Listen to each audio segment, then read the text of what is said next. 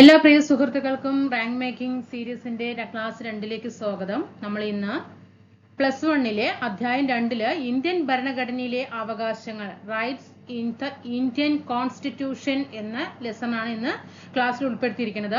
നമുക്ക് ഇതിൽ പഠിക്കാനുള്ളത് ഇന്ത്യൻ ഭരണഘടനയിലെ അവകാശങ്ങൾ എന്ന് പറയുമ്പോൾ തന്നെ നമുക്കറിയാം അതിൽ ഏതൊക്കെ വരും. ഒന്ന്, മൗലിക അവകാശങ്ങളെ കുറിച്ചിട്ട് ഇതിൽ എന്ത് ചെയ്യുന്നുണ്ട്, ഡീപ്പായിട്ട് മൗലിക അവകാശം പഠിക്കുന്നുണ്ട്. അതുപോലെ തന്നെ ഡയറക്റ്റീവ് പ്രിൻസിപ്പിൾ, മാർഗനിർദ്ദേശക തത്വങ്ങളെ കുറിച്ചിട്ട് ഇതിൽ പഠിക്കുന്നുണ്ട്. അതുപോലെ റിട്ടുകളെ കുറിച്ച് പഠിക്കുന്നുണ്ട്. മനുഷ്യ അവകാശ കമ്മീഷനെ കുറിച്ചിട്ട് ഇതിൽ വരുന്നുണ്ട്. അപ്പൊ ഇത്രയും ഭാഗങ്ങൾ എന്ത് ചെയ്യുന്നുണ്ട് ഈ ലെസണിൽ ഇൻക്ലൂഡ് ആണ്. അപ്പൊ നമ്മൾ നോർമലി നിങ്ങൾ ഒരു കാര്യം ചെയ്യേണ്ടത്, ഇപ്പൊ +1 ആണ് പഠിക്കാൻ പോവാണ് അപ്പൊ നമുക്ക് ഓട്ടോമാറ്റിക് ആയിട്ട് ടെൻഷൻ ഉണ്ടാവില്ല ഇത്രയും വലിയ ലെസൺ ഒക്കെ പഠിച്ചെടുക്കുക എന്ന് പറയുമ്പോൾ. നമുക്കറിയാം നമ്മളിപ്പോ ഒരു ഇപ്പൊ ഇതിൽ പഠിക്കുന്നുണ്ട് മൗലിക അവകാശം, നിർദ്ദേശ തത്വങ്ങൾ, റിട്ട്, മനുഷ്യാവകാശം. ഇതിന്റെ എല്ലാ അടിസ്ഥാന കാര്യങ്ങളും എല്ലാം നമ്മൾ എന്ത് ചെയ്യുന്നുണ്ട്, നോർമലി ഒരു ഉദ്യോഗാർത്ഥി പഠിക്കുന്നുണ്ട്. അപ്പൊ അതിൽ നിന്നും എക്സ്ട്രാ എന്താണ് പോയിന്റ്, എല്ലാ പോയിന്റും നിങ്ങൾ എഴുതിയെടുക്കാൻ നിൽക്കാതെ അവിടെ പഠിക്കുന്നതിൽ നിന്നും എന്താണോ എക്സ്ട്രാ ഈ ലെസണിൽ കിട്ടുന്നത് ആ പോയിന്റ് മാത്രം എന്ത് നോട്ട് ചെയ്യാം. പിന്നെ നമുക്ക് പേടിക്കണ്ടല്ലോ, പിന്നെ ഓരോ എക്സാം വരുന്നതോറും ഇനി +1 പഠിക്കുന്ന +2 പഠിക്കുന്നുള്ള ആ ലെസൺ നമുക്ക് പഠിക്കേണ്ട ആവശ്യമില്ല. കാരണം ആ എക്സ്ട്രാ ചിലപ്പോൾ 4-5 പോയിന്റ് ഉണ്ടാവുള്ളൂ. അത് നിങ്ങൾ ആദ്യം മനസ്സിലാക്കണം. അപ്പൊ എന്ത് ചെയ്യുക, ആ എക്സ്ട്രാ വരുന്ന പോയിന്റ് മാത്രം എന്ത് ചെയ്യുക, ഒന്ന് നോട്ട് ചെയ്തിട്ട് വെക്കാനായിട്ട് ശ്രമിക്കുക കേട്ടോ. അപ്പൊ നമുക്ക് ക്ലാസ്സിലേക്ക് പോകാം. അപ്പൊ ഇതിൽ ഫസ്റ്റ് തന്നെ പറയുന്നുണ്ട് ബിൽ ഓഫ് റൈറ്റ്സിനെ കുറിച്ചിട്ട് പറയുന്നുണ്ട്, അവകാശ പത്രിക. ഈ രണ്ട് ഉദാഹരണങ്ങൾ, അതായത് നമ്മളിപ്പോ അവകാശ പത്രിക എന്ന് പറയുമ്പോൾ ഈ മൗലിക അവകാശം കൊണ്ടുവന്നത് അല്ലെങ്കിൽ നിയമത്തിന് മുന്നിൽ സമത്വം, മൗലിക അവകാശങ്ങൾ തന്നെ ഒരുപാട് സബായിട്ട് കുറെ കാര്യങ്ങൾ പറയുന്നുണ്ട് അല്ലേ. അതൊക്കെ നമ്മൾ നോർമലി പഠിക്കുന്നതാണ്. അപ്പൊ ആദ്യകാലങ്ങളിൽ എന്താ ചോദിച്ചാൽ പലവിടെയും സമൂഹത്തിൽ സമത്വമില്ലാത്തതിന്റെ പേരിൽ ഓരോരുത്തരും മാറ്റി നിർത്തപ്പെടേണ്ട ഘട്ടങ്ങൾ പല സന്ദർഭങ്ങളും വന്നിട്ടുണ്ട്. അപ്പൊ അതിനൊക്കെ എതിരെയാണ് പിന്നീട് എന്ത് ചെയ്യുന്നത്, മൗലിക അവകാശങ്ങൾക്കൊക്കെ പ്രാധാന്യം കൊടുത്തുകൊണ്ട്, മനുഷ്യന്റെ അവകാശങ്ങൾക്ക് പ്രാധാന്യം കൊടുത്തുകൊണ്ടൊക്കെ ഓരോ നിയമങ്ങൾ എന്ത് ചെയ്യുന്നത്, ഭരണഘടന കൊണ്ടുവരുന്നത്. അപ്പൊ ഈ രണ്ട് ഉദാഹരണങ്ങൾ എന്ന് പറയുന്നത് എന്താണ്, നേരത്തെ ഒരു രണ്ട് ഉദാഹരണങ്ങൾ നമ്മൾ ഈ ലെസണിൽ പറയുന്നുണ്ട്. അതായത് ഒരു ഏജ് കൂടിപ്പോയി എന്നുള്ളൊരു കാരണവശാൽ എന്ത് ചെയ്യുന്നുണ്ട്, ജോലിയിൽ നിന്നും പിരിച്ചുവിടുന്ന ഒരു അവസ്ഥ. പിന്നെ വേറെ പല സന്ദർഭങ്ങളിലും ഏജിന്റെ പേരിലാണെങ്കിലും കാസ്റ്റിന്റെ പേരിലാണെങ്കിലും അങ്ങനെ പല ഘട്ടങ്ങളിൽ. ഓക്കെ, അപ്പൊ നമുക്ക് ഇവിടെ പഠിക്കാം. അതായത് ഈ അവകാശ പത്രിക കാണിക്കുന്നത് എന്താണ്, പൗരന്മാർക്ക് ചില അവകാശങ്ങൾ ഉണ്ടെന്നും ഗവൺമെന്റ് ഈ അവകാശങ്ങളെ അംഗീകരിക്കുന്നുണ്ടെന്നും ജനാധിപത്യം ഉറപ്പുവരുത്തണം. അതിനാൽ മിക്ക ജനാധിപത്യ രാജ്യങ്ങളുടെയും ഭരണഘടനയിൽ പൗരന്മാരുടെ അവകാശങ്ങളുടെ ഒരു പട്ടിക ഉൾപ്പെടുത്തിയിട്ടുണ്ട്. പൗരന്മാരുടെ അവകാശങ്ങളുടെ ഒരു പട്ടിക തന്നെ ഉണ്ട്. അതിലാണ് എന്ത് പറയുന്നത്, ഈ അവകാശ പത്രികയെ കുറിച്ചിട്ട് പറയുന്നത്. ഭരണഘടനയിൽ ഉൾപ്പെടുത്തി സംരക്ഷിച്ചിട്ടുള്ള അത്തരം അവകാശങ്ങളുടെ പട്ടികയാണ് അവകാശ പത്രിക എന്ന് പറയുന്നത്. അപ്പൊ അവകാശ പത്രിക എന്ന് പറയുന്നത് നമ്മുടെ മിക്ക ജനാധിപത്യ രാജ്യങ്ങളുടെയും കോൺസ്റ്റിറ്റ്യൂഷനില് പൗരന്മാരുടെ അവകാശങ്ങളുടെ ഒരു പട്ടിക തന്നെ ഉൾപ്പെടുത്തി അതിനെ സംരക്ഷിച്ച് അത്തരം അവകാശങ്ങളുടെ പട്ടികയാണ് അവകാശ പത്രിക എന്ന് വിളിക്കുന്നത്.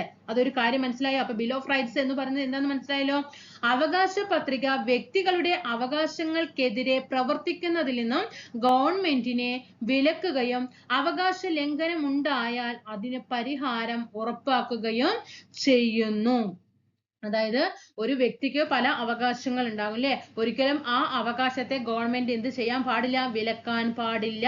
അങ്ങനെ അവകാശ ലംഘനം ഏതെങ്കിലും സന്ദർഭങ്ങളിൽ ആ വ്യക്തികൾക്കെതിരെ ഉണ്ടാകുകയാണെങ്കിൽ അതിന് പരിഹാരം ഉറപ്പാക്കാൻ വേണ്ടിയിട്ടാണ് ഗവൺമെന്റ് എന്ത് ചെയ്യുന്നത്, ഭരണഘടനയിൽ അവകാശ പത്രിക എന്നൊരു സംഭവം ഉൾപ്പെടുത്തിയിരിക്കുന്നത്. അപ്പൊ അവകാശ പത്രികയെ കുറിച്ചിട്ട് മനസ്സിലായല്ലോ. നിങ്ങൾ പോസ് ചെയ്തിട്ട് ഞാൻ പറയുമ്പോൾ നിങ്ങൾക്ക് എന്തെങ്കിലും മനസ്സിലാകാത്ത എന്തെങ്കിലും പ്രശ്നങ്ങൾ ഉണ്ടെങ്കിൽ നിങ്ങൾ പോസ് ചെയ്തിട്ട് ഒന്ന് മനസ്സിരുത്തി വായിച്ചാൽ മതി. നമ്മളൊക്കെ ഏജ്ഡ് ആണ്, അപ്പൊ നമുക്ക് എന്തെങ്കിലും ചെറിയ കുട്ടികളൊന്നും അല്ലല്ലോ, നമുക്ക് വായിച്ചെടുക്കുമ്പോൾ തന്നെ മനസ്സിലാക്കാനായിട്ട് സാധിക്കും. അപ്പൊ അവയുടെ നടപ്പാക്കലിയാണ് പൗരന്മാർക്ക് ചില അവകാശങ്ങളുണ്ടെന്നും അത് നമ്മൾ പറഞ്ഞു അല്ലെ. ഗവൺമെന്റ് ഈ അവകാശങ്ങളെ അംഗീകരിക്കുന്നുണ്ടെന്നും ഒക്കെ എന്ത് ചെയ്യണം, ഗവൺമെന്റ് തന്നെ എന്ത് ചെയ്യണം, ഉറപ്പാക്കണം. ഇനി വ്യക്തിയുടെ അവകാശങ്ങളെ ഭരണഘടന സംരക്ഷിക്കേണ്ടത് ആരിൽ നിന്നാണ്? വ്യക്തിയുടെ അവകാശങ്ങളെ ഭരണഘടന സംരക്ഷിക്കേണ്ടത് ആരിൽ നിന്നാണ്? മറ്റൊരു വ്യക്തിയിൽ നിന്നോ അല്ലെങ്കിൽ സ്വകാര്യ സംഘടനകളിൽ നിന്നോ അല്ലെങ്കിൽ ഒരു വ്യക്തിയുടെ അവകാശങ്ങൾക്ക് ഭീഷണി നേരിടാം അത്തരം ഒരു സാഹചര്യത്തിൽ വ്യക്തിക്ക് ഗവൺമെന്റിന്റെ സംരക്ഷണം ആവശ്യമാണ്. അപ്പൊ നമുക്ക് വേറൊരു വ്യക്തികളിൽ നിന്ന് നമുക്ക് അവകാശ ലംഘനങ്ങൾ ഉണ്ടാകാം, അല്ലെങ്കിൽ നമ്മൾ ഒരു സ്ഥാപനത്തിൽ വർക്ക് ചെയ്യുന്ന സമയത്ത് അവിടെയുള്ള സംഘടനകൾ ചേർന്ന് നമ്മളെ എന്ത് ചെയ്യും, നമ്മുടെ അവകാശങ്ങളെ ലംഘിക്കുന്നുണ്ടാകാം. അങ്ങനെ പല സാഹചര്യങ്ങളിലും എന്ത് ചെയ്യാം, ഓരോ വ്യക്തിക്കും അവകാശ ലംഘനങ്ങൾ ഉണ്ടായേക്കാം. ആ സന്ദർഭങ്ങളിൽ വ്യക്തിക്ക് എന്ത് ചെയ്യണം, സംരക്ഷണം കൊടുക്കണം. ആര് കൊടുക്കണം? ഗവൺമെന്റ് കൊടുക്കണം. അതുകൊണ്ട് വ്യക്തിയുടെ അവകാശങ്ങൾ നോട്ട് ചെയ്യണേ, വ്യക്തിയുടെ അവകാശങ്ങൾ സംരക്ഷിക്കുവാനുള്ള ഉത്തരവാദിത്വം ഗവൺമെന്റിനുണ്ട്. സ്റ്റേറ്റ്മെന്റിലൊക്കെ ചോദ്യം വരും, വ്യക്തിയുടെ അവകാശങ്ങൾ സംരക്ഷിക്കാനുള്ള ഉത്തരവാദിത്തം ഗവൺമെന്റിനുണ്ട്. അപ്പൊ നമ്മൾ ചിന്തിക്കും, ഓരോ വ്യക്തിക്കൊക്കെ ഗവൺമെന്റിന് വന്നിട്ട് നോക്കാൻ കഴിയുമോ എന്നൊക്കെ നമ്മൾ ചിലപ്പോൾ ചിന്തിച്ചു പോകും. നോർമലായിട്ടൊക്കെ നമ്മൾ ചിന്തിക്കും, പക്ഷെ എക്സാം ഹാളിലാകുമ്പോൾ നമുക്ക് അതൊന്നും നമ്മുടെ മൈൻഡിൽ കയറില്ല. അപ്പൊ നോക്കണം, വ്യക്തിയുടെ അവകാശങ്ങൾ സംരക്ഷിക്കുവാനുള്ള ഉത്തരവാദിത്തം ഗവൺമെന്റിനുണ്ട്. നേരെ മറിച്ച് ഗവൺമെന്റിന്റെ വിവിധ ഘടകങ്ങളുടെ നമുക്ക് ഗവൺമെന്റിന്റെ വിവിധ ഘടകങ്ങൾ എന്താണ്? നിയമം നിർമ്മിക്കുക, കാര്യനിർവഹണം, ഉദ്യോഗസ്ഥ വൃന്ദം, നീതിന്യായ വിഭാഗം തുടങ്ങിയവയുടെ പ്രവർത്തനത്താൽ വ്യക്തിയുടെ അവകാശങ്ങൾ ലംഘിക്കപ്പെട്ടേക്കാം. ഓക്കെ, അപ്പൊ എന്തൊക്കെയാണ് ഗവൺമെന്റിന്റെ ഘടകങ്ങൾ എന്ന് പറയുന്നത്? നിയമനിർമ്മാണ വിഭാഗം. ആരാണ് നിയമം നിർമ്മിക്കുന്നത്? നമ്മുടെ രാജ്യത്ത് ആരാണ് നിയമം നിർമ്മിക്കുന്നത്? അത് പാർലമെന്റ് ആണ് അല്ലെ. കാര്യനിർവഹണം മീൻസ് ആരാണ് കാര്യങ്ങൾ നിർവഹിക്കുക? ഉദ്യോഗസ്ഥ വൃന്ദങ്ങളാണ് കാര്യം നിർവഹിക്കുന്നത്. നീതിന്യായ വിഭാഗത്തിൽ ആര് വരും? കോടതികൾ വരും. അങ്ങനെ ഈ 3 സെക്ഷൻ ചേർന്നതാണ് നമ്മുടെ ഇന്ത്യ ഗവൺമെന്റിന്റെ ഘടകം, അല്ലെങ്കിൽ ഏത് ഗവൺമെന്റ് ആണെങ്കിലും അതിന്റെ ഘടകം എന്ന് പറയുന്നത്.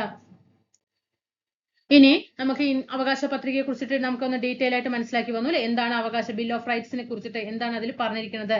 ഒരു വ്യക്തിയുടെ അവകാശങ്ങൾ സംരക്ഷിക്കാൻ വേണ്ടിയിട്ട് ഭരണഘടനയിൽ തന്നെ പ്രത്യേകമായിട്ട് വിഭാവനം ചെയ്തിട്ടുള്ള ഒരു കാര്യമാണ് ബിൽ ഓഫ് റൈറ്റ്സ് എന്ന് പറഞ്ഞത്. നമ്മൾ അതൊക്കെ ഒന്ന് വായിച്ചു വന്നു. ആ ഭാഗങ്ങളൊക്കെ ഓക്കെ ആയി എന്ന് വിചാരിക്കുന്നു. ഇനി മനസ്സിലാകാത്തവരുണ്ടെങ്കിൽ ഒന്ന് പോസ് ചെയ്തിട്ട് ജസ്റ്റ് ഒന്ന് മനസ്സിരുത്തിയിട്ടൊന്ന് വായിച്ചു നോക്കുക കേട്ടോ. ഇനി നമ്മൾ അടുത്തത് മൗലിക അവകാശങ്ങളിലേക്ക് കിടക്കുകയാണ്. ഇന്ത്യൻ ഭരണഘടനയിലെ മൗലിക അവകാശങ്ങൾ, fundamental rights in the Indian constitution.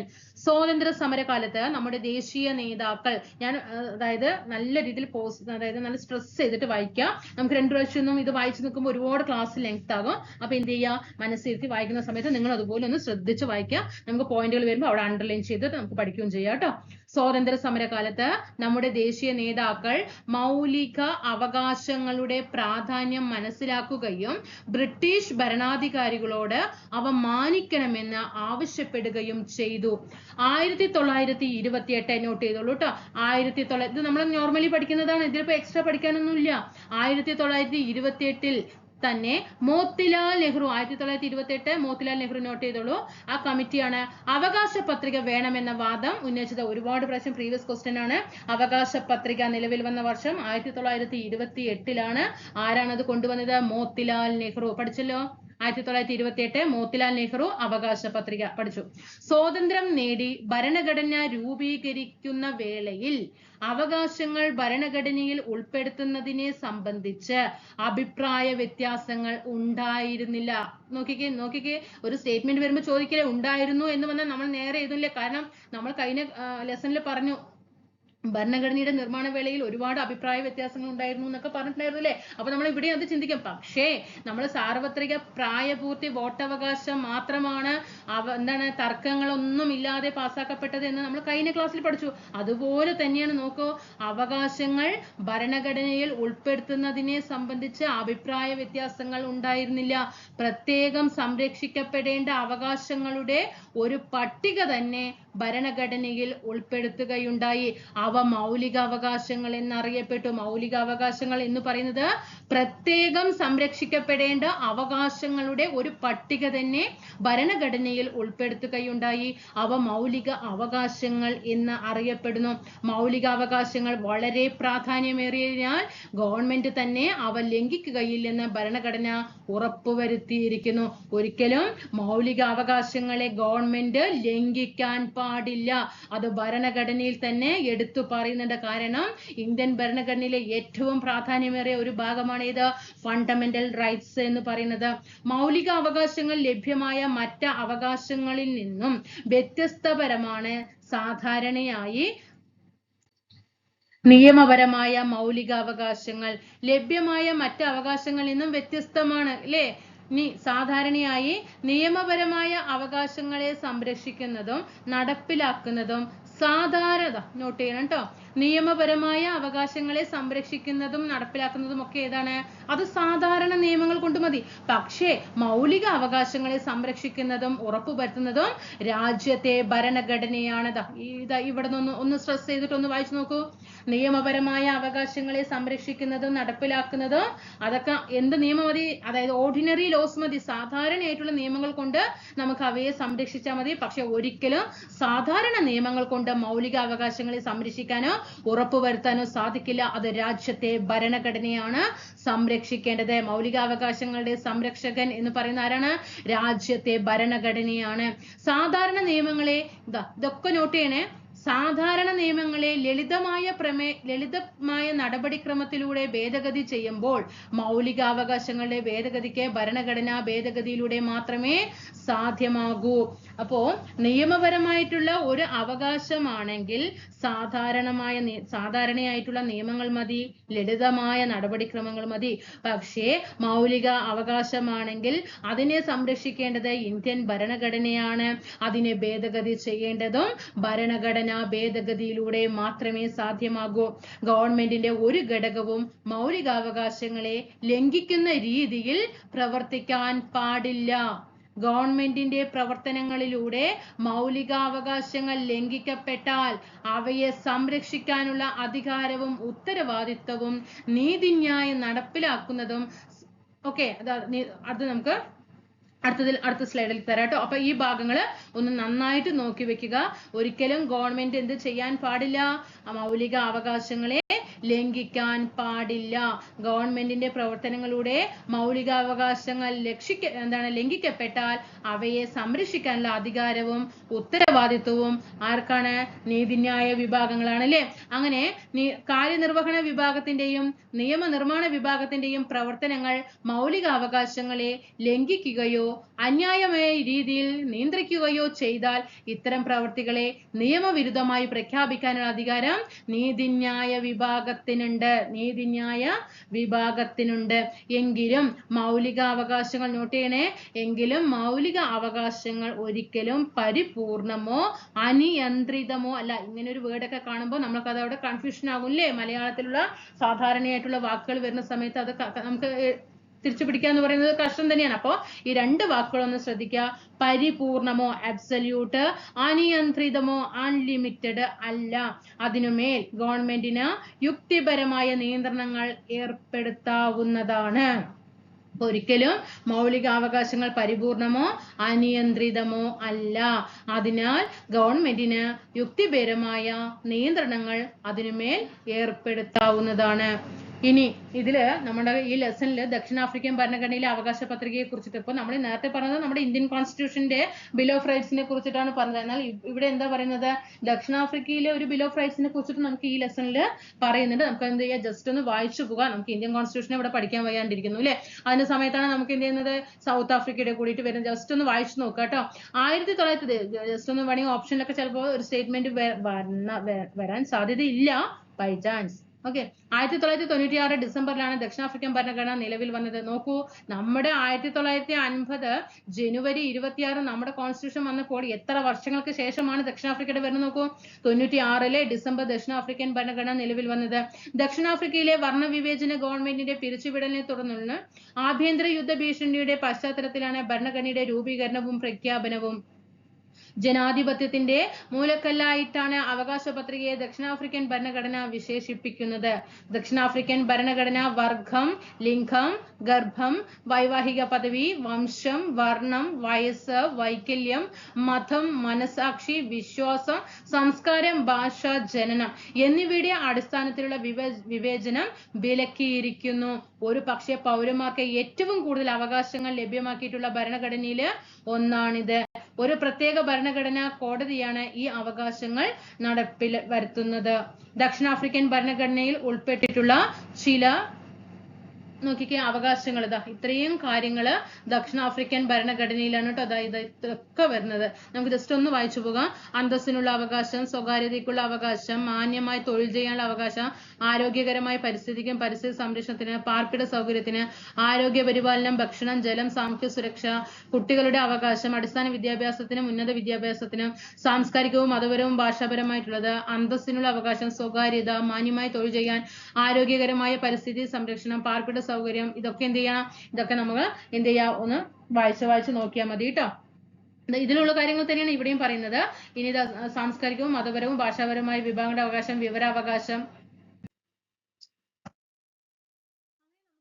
ഭരണഘടനയിലെ ഭാഗം 3 മൗലിക അവകാശങ്ങൾ ഏതൊക്കെയാണ് എന്ന് പരിചയപ്പെടാം. 1 സമത്വത്തിനുള്ള അവകാശം, സ്വാതന്ത്ര്യത്തിനുള്ള അവകാശം, ചൂഷണത്തിനെതിരെയുള്ള അവകാശം, മതസ്വാതന്ത്ര്യത്തിനുള്ള അവകാശം, പിന്നെ സാംസ്കാരികപരമായിട്ടുള്ള അവകാശം, ഭരണഘടനാ പരിഹാരം തേടാനുള്ള അവകാശം. ഇത്രയും കാര്യങ്ങളാണ് പറയുന്നത്. ആർട്ടിക്കിൾ 12 മുതൽ 35 വരെയാണ് നമ്മുടെ ഇന്ത്യൻ കോൺസ്റ്റിറ്റ്യൂഷനിൽ മൗലിക അവകാശങ്ങളെ കുറിച്ചിട്ട് പറയുന്നത് അല്ലെ. അതില് 14 മുതൽ 18 വരെയാണ് സമത്വത്തിനുള്ള അവകാശം വരുന്നത്. സമത്വത്തിനുള്ള അവകാശം 14 to 18.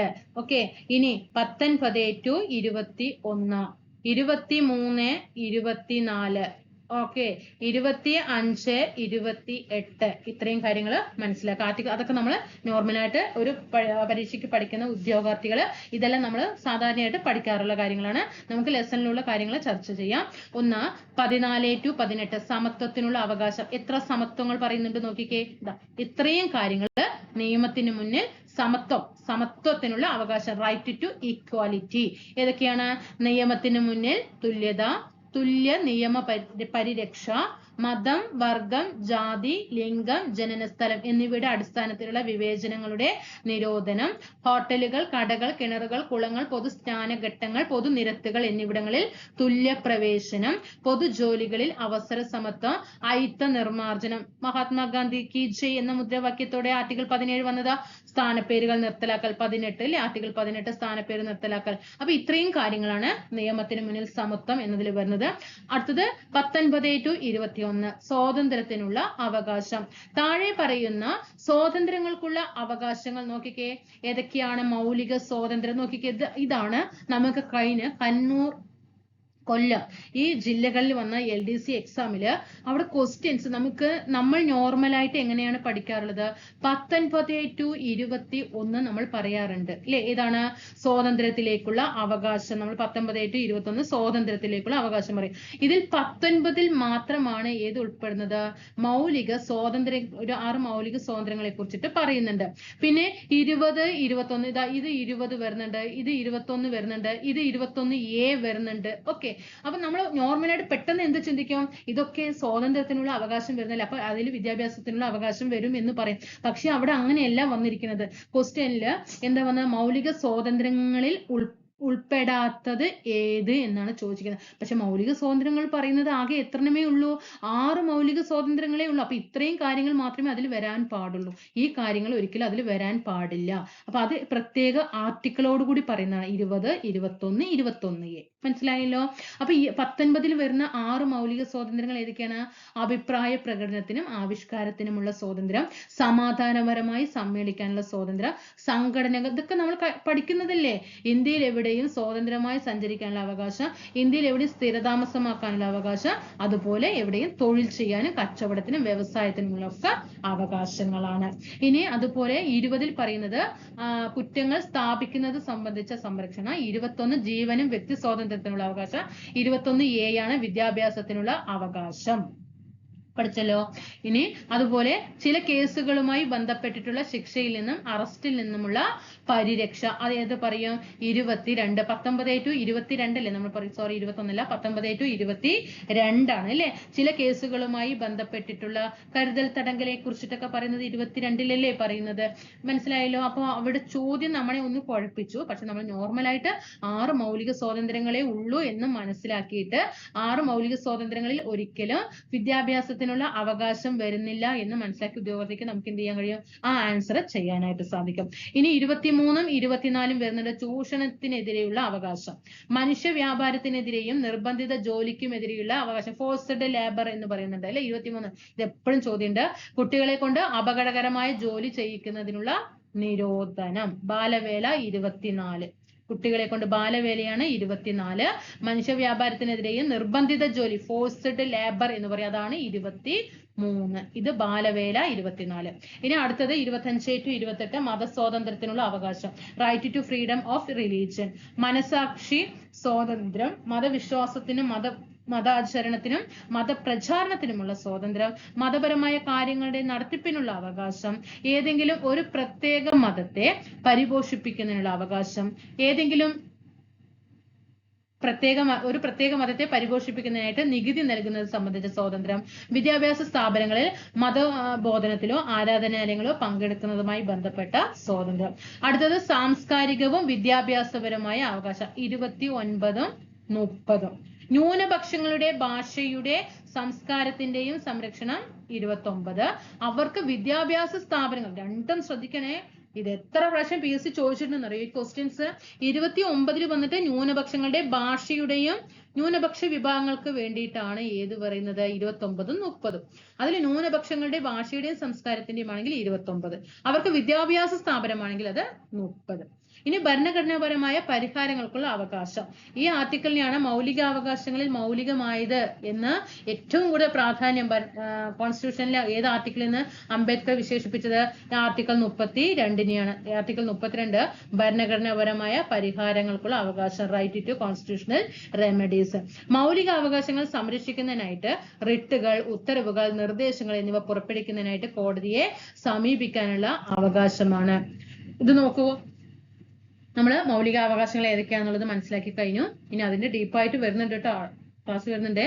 അനുച്ഛേദം 16ൽ 4 നോക്കണം കേട്ടോ. അവര് അതിൽ എടുത്ത് ഇങ്ങനെ കോട്ടിംഗ് ഒക്കെ ഇട്ടിട്ട് തന്നിട്ടുണ്ട്. ആ ലെസണിൽ ഇങ്ങനെ കോട്ടിങ്ങോട് കൂടി തന്നിരിക്കുകയാണ്. അനുച്ഛേദം 16ൽ 4 പിന്നോക്ക വിഭാഗത്തിൽപ്പെട്ട ജനവിഭാഗത്തിന് സർക്കാർ സർവീസിൽ മതിയായ പ്രാതിനിധ്യം ലഭിച്ചിട്ടില്ല എന്ന് സ്റ്റേറ്റിന് ബോധ്യപ്പെടുന്ന പക്ഷം ആ വിഭാഗത്തിന് അർഹമായ സംവരണം കൊണ്ടുവരുന്നതിൽ നിന്ന് ഈ വകുപ്പ് സർക്കാരിനെ വിലക്കുന്നില്ല. അപ്പോ പിന്നോക്ക വിഭാഗത്തിൽപ്പെട്ടവർക്ക് സർക്കാർ സർവീസിൽ മതിയായ പ്രാതിനിധ്യം കൊടുത്തിട്ടില്ലെങ്കിൽ എന്ത് ചെയ്യാം? സർക്കാരിന് അവർക്ക് പ്രാധാന്യം കൊണ്ടുവരാനായിട്ട് പറ്റും. അത് പറയുന്നതാണ് 16ൽ 4. നോട്ട് ചെയ്യണം കേട്ടോ. അപ്പൊ ഇങ്ങനെ ഈ ഒരു കോട്ടിംഗ് ഉള്ളത് നമുക്ക് ക്വസ്റ്റ്യൻ വന്നാൽ നമ്മൾ അവിടെ ഒന്ന് കൺഫ്യൂഷൻ ആവൂലേ? നമ്മൾ കാരണം നോർമലി നമ്മളൊരു നമ്മുടെ ഒരു മൗലികാവകാശങ്ങളുമായിട്ട് ബന്ധപ്പെട്ടൊന്നും നമ്മൾ അതിൽ പഠിക്കുന്നില്ല. കുറെ കാര്യങ്ങൾ നമ്മൾ പഠിച്ചു മനസ്സിലാക്കുന്നുണ്ട്, പക്ഷെ നമ്മൾ ഈ കാര്യങ്ങൾ മനസ്സിലാക്കുന്നില്ല. അപ്പൊ ശ്രദ്ധിക്കണം, 16ൽ 4 കേട്ടോ. 16ൽ 4 പിന്നോക്ക വിഭാഗത്തിൽപ്പെട്ട ജനവിഭാഗത്തിന് സർക്കാർ സർവീസില് മതിയായ പ്രാതിനിധ്യം കൊടുക്കാൻ വേണ്ടിയിട്ട് സംവരണം കൊണ്ടുവരാം. ആർക്ക്? ഗവൺമെന്റിന്. ഇനി വകുപ്പ് 21 ജീവനും വ്യക്തി സ്വാതന്ത്ര്യത്തിനുമുള്ള സംരക്ഷണം. അത് നമ്മൾ പഠിക്കുന്നത് നിയമത്താൽ സ്ഥാപിതമായ നടപടിക്രമങ്ങളിലൂടെ അല്ലാതെ ഏതൊരു വ്യക്തിയുടെയും ജീവനോ വ്യക്തി സ്വാതന്ത്ര്യമോ ഹനിക്കാൻ പാടില്ല. 21 നമ്മൾ നോർമൽ പഠിക്കുന്ന കാര്യങ്ങൾ. അപ്പൊ 16-4 നോട്ട് ചെയ്യുള്ളൂ. നമുക്കങ്ങനെ ഓരോരോ അവകാശങ്ങളെ കുറിച്ചിട്ട് നമ്മുടെ ലെസൺസിൽ എന്താ പറഞ്ഞിരിക്കുന്നുള്ളത് ഒന്ന് ഓടിച്ചു വായിക്കാം കേട്ടോ. അപ്പൊ സ്പീഡ് കൂടുതലാണെങ്കിൽ നിങ്ങൾ സ്പീഡ് കമ്മിയാക്കിയിട്ട് കാണുക കേട്ടോ. സ്വാതന്ത്ര്യത്തിനുള്ള അവകാശം, സമത്വവും സ്വാതന്ത്ര്യവും ജനാധിപത്യത്തിന് ഏറ്റവും അത്യന്താപേക്ഷിതമായ 2 അവകാശങ്ങളാണ്. ഇവ രണ്ടും പരസ്പര പൂരകങ്ങളാണ്. സ്വാതന്ത്ര്യം കൊടുത്തു എന്നിട്ട് സമത്വം കൊടുക്കാതിരുന്ന പറ്റുമോ? പറ്റില്ല. സമത്വം കൊടുത്തിട്ട് സ്വാതന്ത്ര്യം കൊടുക്കാതിരുന്ന പറ്റുമോ? പറ്റില്ല. രണ്ടും ഈക്വൽ ആണ്. സമത്വവും സ്വാതന്ത്ര്യവും ഈക്വൽ ആണ്, പരസ്പര പൂരകങ്ങളാണ്. സ്വാതന്ത്ര്യം എന്നതുകൊണ്ട് ഉദ്ദേശിക്കുന്നത് ചിന്തയുടെയും ആവിഷ്കാരത്തിന്റെയും അവയുടെ പ്രയോഗത്തിന്റെയും സ്വാതന്ത്ര്യമാണ്. എന്നിരുന്നാലും ഒരാൾ ഇഷ്ടപ്പെടുന്നത് പോലെയോ ആഗ്രഹിക്കുന്നത് പോലെയോ പ്രവർത്തിക്കാനുള്ളതല്ല സ്വാതന്ത്ര്യം. അപ്പൊ എനിക്ക് നല്ല സ്വാതന്ത്ര്യം ഗവൺമെന്റ് തന്നിട്ടുണ്ടെന്ന് പറഞ്ഞിട്ട് എന്റെ സ്വാതന്ത്ര്യത്തിനനുസരിച്ച് നാട്ടിലിറങ്ങി പ്രവർത്തിക്കാൻ പറ്റുമോ? തല്ല് കിട്ടും അല്ലേ? പക്ഷെ അങ്ങനെയല്ല. അങ്ങനെയായ സമൂഹത്തിലെ വലിയ ഒരു വിഭാഗം ജനതയ്ക്ക് അവിടെ സ്വാതന്ത്ര്യം അനുഭവിക്കാൻ കഴിയാതെ വരും. അക്കാരണത്താൽ മറ്റുള്ളവരുടെ സ്വാതന്ത്ര്യത്തെ ഹനിക്കാതെയും ക്രമസമാധാനം തകർക്കാതെയും ഓരോ വ്യക്തിയും അനുഭവിക്കുന്ന സ്വാതന്ത്ര്യത്തെ മാത്രമേ സ്വാതന്ത്ര്യമായിട്ട് നിർവചിക്കാനായിട്ട് കഴിയൂ. ജീവിക്കുന്നതിനും വ്യക്തി സ്വാതന്ത്ര്യത്തിനുമുള്ള അവകാശം നമ്മൾ 21 പറഞ്ഞില്ലേ ആർട്ടിക്കിൾ. സ്വാതന്ത്ര്യത്തിനുള്ള അവകാശങ്ങളിൽ ഏറ്റവും പ്രധാനപ്പെട്ടതാണ് സ്വാതന്ത്ര്യത്തിനുള്ളിൽ ുള്ള അവകാശങ്ങളിൽ ഏറ്റവും പ്രധാനപ്പെട്ടതാണ് ജീവനും വ്യക്തി സ്വാതന്ത്ര്യത്തിനുമുള്ള അവകാശങ്ങൾ. നിയമത്താൽ സ്ഥാപിതമായ നടപടിക്രമങ്ങളിലൂടെ അല്ലാതെ ഏതൊരാളുടെയും ജീവനോ വ്യക്തി സ്വാതന്ത്ര്യമോ ഹനിക്കാൻ പാടില്ല. ഇതുകൊണ്ട് അർത്ഥമാക്കുന്നത് അറസ്റ്റിന് ആസ്പദമായ കാരണം ധരിപ്പിക്കാതെ ഒരു വ്യക്തിയെ അറസ്റ്റ് ചെയ്യാൻ പാടില്ല. ഇപ്പൊ ഒരു വ്യക്തിയെ എന്നെ അറസ്റ്റ് ചെയ്യാൻ വരികയാണെങ്കിൽ അതിന്റെ കാരണം എന്നോട് പറയണം. അല്ലാതെ എന്റെ അടുത്ത് വന്നുകൊണ്ട് എന്നെ ഇവിടെ എന്ത് ചെയ്യാൻ പാടില്ല, വിലങ്ങ് വെച്ചിട്ട് കൊണ്ടുപോകാൻ പാടില്ല. എന്നോട് അത് എന്ത് ചെയ്യണം, എന്താണ് അറസ്റ്റ് ചെയ്യാനുള്ള കാരണം എന്ന് രേഖപ്പെടുത്തണം. അഥവാ അറസ്റ്റ് ചെയ്യപ്പെടുന്ന വ്യക്തിക്ക് അയാൾ തെരഞ്ഞെടുക്കുന്ന അഭിഭാഷകനുമായിട്ട് ആലോചിക്കാനും അദ്ദേഹം മുഖേന പ്രതിരോധിക്കുന്നതിനുമുള്ള അവകാശം ഉണ്ടായിരിക്കും. അതുകൊണ്ടാണല്ലോ അറസ്റ്റ് ചെയ്ത് അവിടെ പോകുമ്പോഴേക്കും ഇവിടുന്ന് എന്ത് ചെയ്യുന്നുണ്ട്, നിഷ്പ്രയാസം ഇറങ്ങി വരുന്നുണ്ട് അല്ലെ. അതുപോലെ തന്നെ അറസ്റ്റ് ചെയ്യപ്പെട്ട വ്യക്തി ഇതൊക്കെ നോട്ട് ചെയ്തോളൂ കേട്ടോ. 24 ഇതിൽ ഒപ്പം തരുന്ന മണിക്കൂറാണ് 48 അവർ എന്നുള്ളത്. അവിടെ ഇരിക്കും 24 48 ആണോ ഒരേ കൺഫ്യൂഷൻ ആവും. അറസ്റ്റ് ചെയ്യപ്പെട്ട വ്യക്തിയെ 24 മണിക്കൂർ, ഒരു ദിവസം കേട്ടോ, 24 മണിക്കൂറിനകം ഏറ്റവും അടുത്തുള്ള മജിസ്ട്രേറ്റിന്റെ മുമ്പാകെ പോലീസ് നിർബന്ധമായും ഹാജരാക്കേണ്ടതാണ്. ഇത്രയും നിയമങ്ങൾ ഉണ്ടാകുമ്പോഴാണ് ഇത്രയും ക്രൂരതകൾ നടക്കുന്നത്. കാരണം 10 ദിവസം ജയിലിൽ കൊണ്ടിട്ട ഒരു പ്രശ്നങ്ങൾ ഉണ്ടായില്ല അല്ലെ. 24 മണിക്കൂറിനകം നോക്കിക്കേ, മജിസ്ട്രേറ്റിന്റെ മുമ്പാകെ പോലീസ് നിർബന്ധമായും ഹാജരാക്കേണ്ടതാണ്. പോലീസിന്റെ ഭാഗമല്ലാത്ത മജിസ്ട്രേറ്റ് ഈ അറസ്റ്റ് നീതിയുക്തമാണോ അല്ലയോ എന്ന കാര്യത്തിൽ തീരുമാനമെടുക്കും. ഇനി ഒരു വ്യക്തിയുടെ ജീവിക്കാനുള്ള അവകാശത്തെ സംരക്ഷിക്കുക എന്നത് മാത്രമല്ല, മറിച്ച് വിശാലമായ ഒരു പ്രായോഗികതയും ഇതിനുണ്ട്. സുപ്രീം കോടതിയുടെ വിവിധ വിധിന്യായങ്ങൾ ഈ അവകാശത്തിന്റെ വ്യാപ്തി വർദ്ധിപ്പിച്ചിട്ടുണ്ട്. ചൂഷണമുക്തമായി അന്തസ്സോടെ ജീവിക്കാനുള്ള മനുഷ്യന്റെ അവകാശം ഈ അവകാശത്തിൽ പെടുന്നുവെന്ന് സുപ്രീം കോടതി വ്യക്തമാക്കിയിട്ടുണ്ട്. ജീവനോപാധി അല്ലാതെ ഒരു വ്യക്തിക്കും ജീവിക്കാൻ കഴിയില്ല എന്നും ജീവിക്കാനുള്ള അവകാശത്തിൽ പാർപ്പിടത്തിനും ഉപജീവനത്തിനുമുള്ള അവകാശങ്ങൾ കൂടി ഉൾപ്പെടുന്നുവെന്നും സുപ്രീം കോടതി വ്യക്തമാക്കുന്നുണ്ട്. ഇനി നമ്മൾ ആർട്ടിക്കിൾ 22 പറയില്ലേ, കരുതൽ തടങ്കൽ. ഞാൻ അതിനെക്കുറിച്ച് എക്സ്പ്ലനേഷൻ ചെയ്യാതെ നിങ്ങൾക്ക് വായിക്കുമ്പോൾ നിങ്ങൾക്ക് എന്നെക്കാൾ നല്ലോണം മനസ്സിലാകുന്ന നല്ല അറിവുള്ള ഉദ്യോഗാർത്ഥികളാണ് എന്റെ മുന്നിൽ നന്നായിട്ട് അറിയുന്ന കാഴ്ചപ്പാട് കൂടി കൊണ്ടാണ് ഞാനത് വായിച്ചു വിട്ട് മനസ്സിലാക്കുന്നത്. വായിക്കുമ്പോൾ തന്നെ നമുക്ക് കാര്യങ്ങൾ അറിയുമല്ലോ. ഇനി പ്രിവെന്റീവ് ഡിറ്റൻഷനെ കുറിച്ച് നോക്കാം. കരുതൽ തടങ്കല് സാധാരണയായി ഇതൊക്കെ ചോദിച്ച ക്വസ്റ്റ്യൻസ് ആണ്. നമ്മൾ നേരത്തെ പറഞ്ഞില്ലേ 24 മണിക്കൂറിനകം എന്നൊക്കെ, അതൊക്കെ പ്രീവിയസ് ആണ്. സാധാരണയായി ഒരു വ്യക്തി അറസ്റ്റ് ചെയ്യപ്പെടുന്നത് അയാൾ ഏതെങ്കിലും കുറ്റകൃത്യങ്ങൾ ഏർപ്പെട്ടതിന് ശേഷമാണ് അല്ലെ. എങ്കിലും ചില അപവാദങ്ങളുണ്ട്. എന്താണ്? ചില സന്ദർഭങ്ങളിൽ കുറ്റം ചെയ്യുന്നതിന് മുമ്പായിട്ട് കുറ്റം ചെയ്യാൻ സാധ്യതയുണ്ടെന്ന സംശയത്തിന്റെ അടിസ്ഥാനത്തിൽ വ്യക്തികളെ കുറച്ച് സമയത്തേക്ക് മുകളിൽ സൂചിപ്പിച്ച നടപടിക്രമങ്ങൾ ഒന്നും കൂടാതെ അറസ്റ്റ് ചെയ്യാം. ഇപ്പൊ നമ്മൾ സൂചന കൊടുക്കണം. നമ്മളിപ്പോ നമ്മുടെ പ്രദേശങ്ങളിൽ ഏതെങ്കിലും ഒരു വ്യക്തി ഇന്നത് ചെയ്യാൻ പോകുന്നുണ്ട് എന്ന് നമുക്ക് സൂചന കിട്ടിക്കഴിഞ്ഞാൽ നമുക്ക് എന്ത് ചെയ്യാം, അത് അറിയിച്ചു കഴിഞ്ഞാൽ അവർ വന്നിട്ട് എന്ത് ചെയ്യും, അറസ്റ്റ് ചെയ്യും. എങ്ങനെയാണ് നോക്കിക്കേ, ചില സന്ദർഭങ്ങളിൽ കുറ്റം ചെയ്യുന്നതിന് മുമ്പായിട്ട് കുറ്റം ചെയ്യാൻ സാധ്യതയുണ്ടെന്ന സംശയത്തിന്റെ അടിസ്ഥാനത്തിൽ വ്യക്തികളെ കുറച്ച് സമയത്തേക്ക് മുകളിൽ സൂചിപ്പിച്ച നടപടിക്രമങ്ങൾ ഒന്നും കൂടാതെ തന്നെ അറസ്റ്റ് ചെയ്യാം.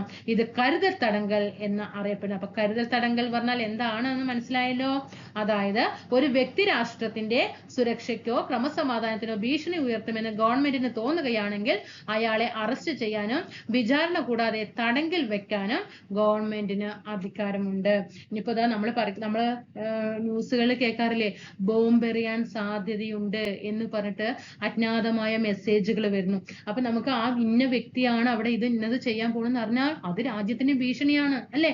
അപ്പൊ എന്ത് ചെയ്യാണ്, അവരെ പോയി അറസ്റ്റ് ചെയ്യാനോ വിചാരണന്റെ ആവശ്യമൊന്നുമില്ല. അവർക്കൊന്നും ഒരിക്കലും എന്ത് ചെയ്യേണ്ട, അഡ്വക്കേറ്റിനെ കാണാനുള്ള സമയം കൊടുക്കേണ്ടൊന്നും ആവശ്യമില്ല. തടങ്കലിൽ വെക്കാനും ഗവൺമെന്റിന് അധികാരമുണ്ട്. 3 മാസം വരെയാണ് കരുതൽ തടങ്കൽ നീട്ടിക്കൊണ്ടു പോകാൻ കഴിയുക. നോട്ട് ചെയ്യണേ, 3 മാസം വരെയാണ് കരുതൽ തടങ്കൽ നീട്ടിക്കൊണ്ടുപോകാൻ കഴിയുക. 3 മാസത്തിന് ശേഷം ഈ കേസ് ഒരു ഉപദേശക സമിതിക്ക് മുമ്പാകെ പുനഃപരിശോധനയ്ക്ക് വിധേയമാക്കണം. അപ്പൊ കരുതൽ തടങ്കൽ എന്താണെന്നുള്ളത് മനസ്സിലായല്ലോ. അപ്പൊ 3 മാസം എന്നുള്ളത് ഓർക്കണം. പിന്നെ എന്താണ് കരുതൽ തടങ്കൽ എന്നുള്ളത് നമ്മൾ ഇവിടെ പറഞ്ഞു. ഒന്ന് പോസ്റ്റ് ചെയ്തിട്ട് ഒന്ന് വായിച്ചു നോക്കാം കേട്ടോ.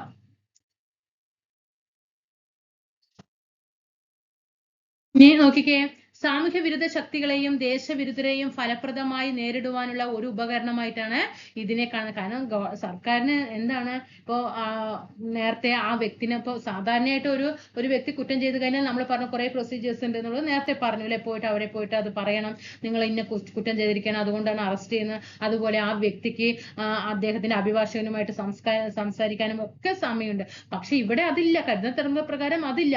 പക്ഷെ അതുകൊണ്ട് എന്താ പ്രശ്നം, സാമൂഹ്യ വിരുദ്ധ ശക്തികളെയും ശത്രുക്കളെയും ദേശവിരുദ്ധരെയും ഫലപ്രദമായി നേരിടാനുള്ള ഒരു ഉപകരണമായിട്ടാണ് ഇതിനെ കാണുന്നത്. എന്നാൽ ഗവൺമെന്റ് പലപ്പോഴും ഈ നിയമത്തെ ദുരുപയോഗം ചെയ്തിട്ടുണ്ട്. നീതീകരിക്കാനാവാത്ത കാരണങ്ങളാൽ ഒരു വ്യക്തിക്കെതിരെ ഈ ഒരു നിയമം ദുർവിനിയോഗം ചെയ്യുന്നതിൽ നിന്നും കൂടുതൽ സുരക്ഷിതത്വം വേണമെന്ന് ജനങ്ങൾ ചിലരെങ്കിലും ചിന്തിക്കുന്നുണ്ട്. വാസ്തവത്തിൽ ജീവനും വ്യക്തി സ്വാതന്ത്ര്യത്തിനുമുള്ള അവകാശവും കരുതൽ തടങ്കലും തമ്മിൽ പരസ്പര വൈരുദ്ധ്യം നിലനിൽക്കുന്നു.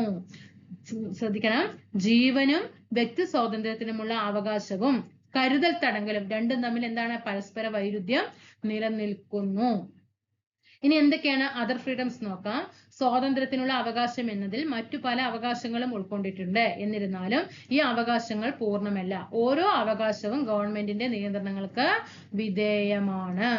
ഉദാഹരണത്തിന് അഭിപ്രായ സ്വാതന്ത്ര്യം, ആവിഷ്കാര സ്വാതന്ത്ര്യം എന്നിവ ക്രമസമാധാനം, സമാധാനം, ധാർമ്മികത തുടങ്ങിയവയുടെ നിയന്ത്രണങ്ങൾക്ക് വിധേയമാണ്.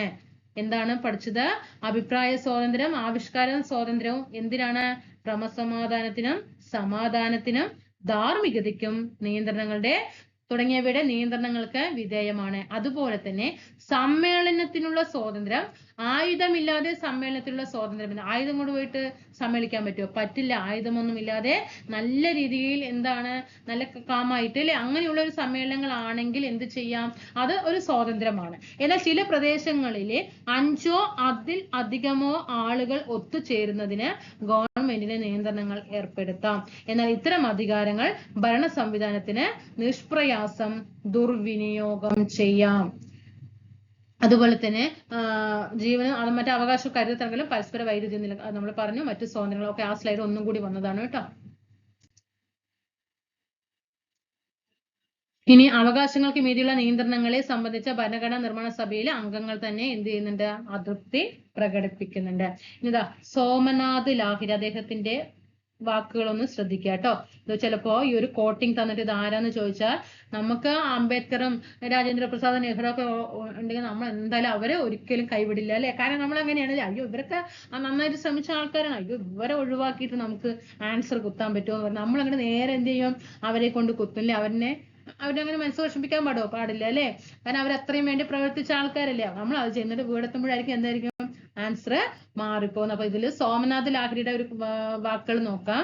ഈ മൗലിക അവകാശങ്ങളിൽ ഭൂരിഭാഗവും, ശ്രദ്ധിക്കണേ, ഈ മൗലിക അവകാശങ്ങളിൽ ഭൂരിഭാഗവും ഒരു പോലീസ് ഉദ്യോഗസ്ഥന്റെ കാഴ്ചപ്പാടിൽ നിന്നുകൊണ്ട് രൂപപ്പെടുത്തിയതാണെന്ന് എനിക്ക് തോന്നുന്നു. ഇപ്പൊ ഇത്രയും കോട്ടിംഗ് ഒന്നും അവർ തരില്ല നമുക്കിപ്പോ എക്സാമിന്. ചിലപ്പോ ഇങ്ങനെ തരാം, ഈ മൗലിക അവകാശങ്ങളിൽ ഭൂരിഭാഗവും ഒരു പോലീസ് ഉദ്യോഗസ്ഥന്റെ കാഴ്ചപ്പാടിൽ നിന്നുകൊണ്ട് രൂപപ്പെടുത്തിയതാണെന്ന് അഭിപ്രായപ്പെട്ടത് ആരെ എന്ന് ചോദിച്ചാൽ എന്ത് ചെയ്യും? നമ്മള് ഒന്ന് കൺഫ്യൂഷൻ ആവില്ലേ? അപ്പൊ അവിടെ നോക്കണം കേട്ടോ. സോമനാഥ് ലാഹിരിയാണ്.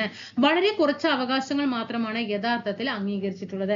മിക്കവാറുമുള്ള എല്ലാ അവകാശങ്ങൾക്കും പിന്നിൽ ചേർത്തിരിക്കുന്ന നിബന്ധനകൾ അവകാശങ്ങളെ ഏതാണ്ട് മുഴുവനായും ഇല്ലാതാക്കുന്നു. എന്തായിരിക്കണം മൗലിക അവകാശങ്ങളെ കുറിച്ചിട്ടുള്ള നമ്മുടെ കാഴ്ചപ്പാട്?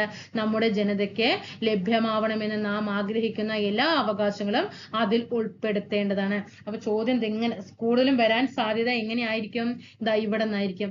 നമ്മുടെ ജനതയ്ക്ക് ലഭ്യമാവണമെന്ന് നാം ആഗ്രഹിക്കുന്ന എല്ലാ അവകാശങ്ങളും അതിൽ ഉൾപ്പെടുത്തേണ്ടതാണ്. ഇത് ആരുടെ വാക്ക്? എന്തായാലും നല്ല കാര്യങ്ങളാണ് പറഞ്ഞിരിക്കുന്നത് അല്ലെ. അപ്പൊ നമ്മൾ വേഗം ഇവരെ കൊണ്ടിടും. പക്ഷെ ആരാണ്? സോമനാഥ് ലാഹിരിയാണ്. ഇനി കുറ്റാരോപിതർക്കുള്ള അവകാശങ്ങൾ, റൈറ്റ്സ് ഓഫ് അക്യൂസ്ഡ്. വിവിധ കുറ്റങ്ങൾ ആരോപിക്കപ്പെട്ട വ്യക്തിക്ക് വേണ്ടത്ര സംരക്ഷണം ലഭിക്കണമെന്ന് ഭരണഘടന നിഷ്കർഷിക്കുന്നു. വിവിധ കുറ്റങ്ങൾ ആരോപിക്കപ്പെട്ട വ്യക്തിക്ക് വേണ്ടത്ര കുറ്റങ്ങൾ ആരോപിച്ച വ്യക്തിക്ക് വെറുതെയാണോ നമ്മൾ പറയാറുണ്ടല്ലേ, ജയിലിൽ അങ്ങനെയാണ്, ജയിലിൽ ഇങ്ങനെയാണ്, അവിടെ സംരക്ഷിക്കേണ്ട, അവരെ തല്ലാൻ പാടില്ല, അങ്ങനെ പല കാര്യങ്ങൾ പറയുന്നുണ്ട്. അതൊക്കെ നിയമമായിട്ടുള്ളതാണ്. കാരണം വിവിധ കുറ്റങ്ങൾ സംരക്ഷിച്ച വ്യക്തിക്ക് വേണ്ടത്ര സംരക്ഷണം ലഭിക്കുന്നത്. നോർമലായിട്ട് ഒരു വ്യക്തി അധ്വാനിച്ച് ജീവിക്കുന്നവർക്ക് എന്തില്ല? സംരക്ഷണം ഉണ്ടോ? ഇല്ല. ഇന്നത്തെ സ്ഥിതി അതാണ്. മിക്കപ്പോഴും കുറ്റം ആരോപിക്കപ്പെട്ട ഏതൊരു വ്യക്തിയും കുറ്റക്കാരനാണെന്ന് നമ്മൾ വിശ്വസിക്കുന്നു. കുറ്റം ചെയ്തിട്ടുണ്ടെന്ന് കോടതി കണ്ടെത്തിയാൽ മാത്രമേ അയാൾ കുറ്റവാളിയാകുന്നുള്ളൂ. കുറ്റാരോപിതനായ ഏതൊരു വ്യക്തിക്കും സ്വയം പ്രതിരോധിക്കുവാനുള്ള അവസരവും ലഭ്യമാക്കേണ്ടതാണ്. കോടതികളിൽ ന്യായമായ വിചാരണ ഉറപ്പുവരുത്തുവാൻ ഭരണഘടന 3 അവകാശങ്ങൾ പ്രദാനം ചെയ്തിട്ടുണ്ട്. എന്തൊക്കെയാണ് കുറ്റാരോപിതർക്കുള്ള 3 അവകാശങ്ങൾ? നോക്കിക്കേ. ഒരേ കുറ്റത്തിന് ഒരു വ്യക്തിയെയും ഒന്നിൽ കൂടുതൽ തവണ ശിക്ഷിക്കാൻ പാടില്ല. ഒരു വ്യക്തി ഒരു കുറ്റം ചെയ്തിട്ടുണ്ടെങ്കിൽ എന്ത് ചെയ്യാൻ പാടില്ല? 2-3 ശിക്ഷയൊന്നും കൊടുക്കാൻ പാടില്ല. ഒറ്റ ശിക്ഷ, ഒന്നിൽ കൂടുതൽ തവണ ശിക്ഷിക്കാൻ പാടില്ല. ഏതൊരു മുൻകാല കുറ്റകൃത്യത്തെയും പിൽക്കാലത്തുണ്ടായ നിയമങ്ങളുടെ അടിസ്ഥാനത്തിൽ നിയമവിരുദ്ധമായി പ്രഖ്യാപിക്കാനോ ശിക്ഷിക്കാനോ പാടില്ല. ഇപ്പൊ ഒരു വ്യക്തിനെ അറസ്റ്റ് ചെയ്യുന്ന സമയത്ത് ഇപ്പൊ നോക്കാം, ഇപ്പൊ ഒരു 2020 ആ വ്യക്തിനെ അറസ്റ്റ് ചെയ്തത്. ആ അറസ്റ്റ് ചെയ്യുന്ന സമയത്ത് ആ നിയമത്തിന് അദ്ദേഹം ചെയ്ത കുറ്റത്തിന്റെ കാഠിന്യം അനുസരിച്ച് അദ്ദേഹത്തിന് നൽകാവുന്ന ശിക്ഷ ഒരു 5 വർഷം തടവാണ് എന്ന് വെക്കാം. ഇപ്പൊ 2024 ഇപ്പൊ ഈ വ്യക്തി ചെയ്ത അതേ കുറ്റത്തിന് ഇപ്പൊ ശിക്ഷ 7 വർഷമാണെന്ന് പറഞ്ഞിട്ട് ഒരിക്കലും ഈ വ്യക്തിക്ക് 7 വർഷം ശിക്ഷിക്കാൻ പാടില്ല. അന്ന് എന്താണ് അറസ്റ്റ് ചെയ്യുന്ന സമയത്ത് എന്താണോ നിയമം, ആ നിയമം മാത്രമേ അവിടെ നടപ്പിലാക്കാനായിട്ട് പറ്റുകയുള്ളൂ. അതാണ് ഇവിടെ പറയുന്നത്. ഒരു വ്യക്തിയെയും അയാൾക്കെതിരായിട്ട് തെളിവ് നൽകുന്നതിനായിട്ട് നിർബന്ധിക്കാൻ പാടില്ല. ഒരിക്കലും പറയില്ലേ, നിങ്ങൾ കുറ്റം സമ്മതിക്കണം എന്നൊക്കെ പറഞ്ഞിട്ട് പറയാറുണ്ട്. ഒരിക്കലും അങ്ങനെയൊന്നും പറയാനായിട്ട് പാടില്ല. ഇനി റൈറ്റ് ടു എഗെയിൻസ്റ്റ് എക്സ്പ്ലനേഷൻ, ചൂഷണത്തിനെതിരെയുള്ള അവകാശം. നമ്മൾ ഫോസ്റ്റർ ലേബർ ഒക്കെ പറഞ്ഞില്ലേ? നമ്മുടെ രാജ്യത്ത് ദശലക്ഷക്കണക്കിന് ആളുകൾ നിസ്സഹായരും മുഖ്യധാരയിൽ നിന്ന് അകറ്റി നിർത്തപ്പെട്ടവരുമാണ്. സഹജീവികളായ മനുഷ്യരാൽ തന്നെ അവർ ചൂഷണത്തിന് വിധേയമാകാം. നമ്മുടെ രാജ്യത്ത് നിലനിൽക്കുന്ന അടിമപ്പണി അല്ലെങ്കിൽ കൂലി നൽകാതെ നിർബന്ധിത വേല ചെയ്യിപ്പിക്കൽ എന്നിവ അത്തരത്തിലുള്ള ഒരു ചൂഷണമാണ്. മനുഷ്യ വ്യാപാരവും അവരെ അടിമകളാക്കി ഉപയോഗിക്കുക എന്നതും മറ്റൊരു തരത്തിലുള്ള ചൂഷണമാണ്. ഭരണഘടനാ പ്രകാരം ഇവ രണ്ടും നിരോധിക്കപ്പെട്ടിരിക്കുന്നു. മുൻകാലങ്ങളിലെ ഭൂപ്രഭുക്കരും പണം വായ്പയ്ക്ക് കൊടുക്കുന്നവരും മറ്റു സമ്പന്ന വ്യക്തികളായിരുന്നു അല്ലെ നിർബന്ധിത തൊഴിലെടുപ്പിച്ചിരുന്നത്. കാരണം ഇങ്ങനെ നമുക്കറിയാം, നമ്മൾ ചരിത്രമൊക്കെ പഠിച്ചു വരുന്ന ആൾക്കാരാണ്. അപ്പൊ നമുക്കറിയാം അന്നത്തെ കാലത്ത് എന്തായിരുന്നു എന്നുള്ളത്. പ്രത്യേകിച്ച് ഇഷ്ടിക നിർമ്മാണം പോലുള്ള ചില മേഖലകളിൽ അടിമപ്പണി ഇന്നും നിലനിൽക്കുന്നു. കണ്ടോ? നോക്കൂ, ഇനി പ്രത്യേകിച്ച് ഇഷ്ടിക നിർമ്മാണം പോലെ ചില മേഖല പറയുന്നത് ഇത് ഇപ്പോൾ എന്താണ് ശിക്ഷാർഹമായ ഒരു കുറ്റകൃത്യമായിട്ട് പ്രഖ്യാപിച്ചിട്ടുണ്ട്. ഇപ്പൊ അതെന്താണ് ശിക്ഷാർഹമായ ഒരു കുറ്റമായിട്ട് പ്രഖ്യാപിച്ചിട്ടുണ്ട്. അതുപോലെ വ്യവസായശാലകള്, ഖനികള് എന്നിവ പോലെയുള്ള അപകടകരമായ മേഖലകളില് 14 വയസ്സിൽ താഴെയുള്ള കുട്ടികളെ കൊണ്ട് തൊഴിൽ ചെയ്യിപ്പിക്കുന്നത് ഭരണഘടന വിലക്കിയിരിക്കുന്നു. അപ്പൊ ഇങ്ങനെ ഒരു ഓപ്ഷൻ വരുമ്പോൾ ചിലപ്പോൾ അവിടെ 14 എന്നിടും, 15 എന്നിടും, 18 വയസ്സിടും. നമുക്ക് എപ്പോഴും കൺഫ്യൂഷൻ ഈ 14ഉം 18ഉം ആയിരിക്കും. നോക്കിക്കേ, ബാലവേല എന്ന് പറയുമ്പോൾ തന്നെ അത് എന്താണ്? 14 അല്ലെ? 14 വയസ്സാണ്. 14 വയസ്സിൽ താഴെയുള്ള കുട്ടികളെ കൊണ്ട് തൊഴിൽ ചെയ്യിപ്പിക്കുന്നത് ഭരണഘടന വിലക്കിയിരിക്കുന്നു. നമുക്ക് കോൺസ്റ്റിറ്റ്യൂഷനിൽ പറയുന്നുണ്ട് ബാലവേല. അതുപോലെ തന്നെ പോക്സോ ആക്ട്. ഇതില് നിങ്ങൾ മനസ്സിലാക്കേണ്ട, ബാലവേല എന്ന് പറയുന്നത് 14 വയസ്സ് താഴെയുള്ള കുട്ടികളെ കൊണ്ടാണ് പണി ചെയ്യിപ്പിക്കരുത് എന്ന് പറയുന്നത്. പോക്സോ ആക്ട് പറയുമ്പോൾ 18 ഏജില് താഴെയാണ്. അത് ആണും ആകാം പെണ്ണും ആകാം. ഓക്കെ, ഇത് മനസ്സിലാക്കണ്ട. ഈ 2 ഏജ് ഒന്ന് മനസ്സിലാക്കി വെക്കണേ. ഇനി ബാലവേല നിയമവിരുദ്ധമാക്കിയതും വിദ്യാഭ്യാസത്തിനുള്ള അവകാശം കുട്ടികളുടെ മൗലിക അവകാശമായി മാറ്റുകയും ചെയ്തത് ചൂഷണത്തിനെതിരെയുള്ള അവകാശം കൂടുതൽ അർത്ഥവത്തായി മാറാനായിട്ട് സഹായിച്ചു. ഇനി മതസ്വാതന്ത്ര്യത്തിനുള്ള അവകാശം. നമ്മൾ ഇത്രയും മൗലിക അവകാശങ്ങൾ ഏതൊക്കെയുണ്ട് അതിനെ കുറിച്ചിട്ടുള്ള എക്സ്പ്ലനേഷൻ ആണ്. എല്ലാ പൗരന്മാർക്കും തങ്ങളുടെ ഇഷ്ടമനുസരിച്ചിട്ടുള്ള മതം തെരഞ്ഞെടുക്കുന്നതിനും പിന്തുടരുന്നതിനുമുള്ള സ്വാതന്ത്ര്യം ഭരണഘടന നൽകിയിരിക്കുന്നു. ഈ സ്വാതന്ത്ര്യം ജനാധിപത്യത്തിന്റെ മുഖമുദ്രയായിട്ട് കണക്കാക്കപ്പെടുന്നു. സ്വന്തം രാജ്യത്തെ നിവാസികൾക്ക് മതസ്വാതന്ത്ര്യം അനുവദിക്കാതിരുന്ന അനേകം ഭരണാധികാരികളും ചക്രവർത്തിമാരും ലോകത്തിന്റെ പല ഭാഗങ്ങളിലും ഉണ്ടായിരുന്നു.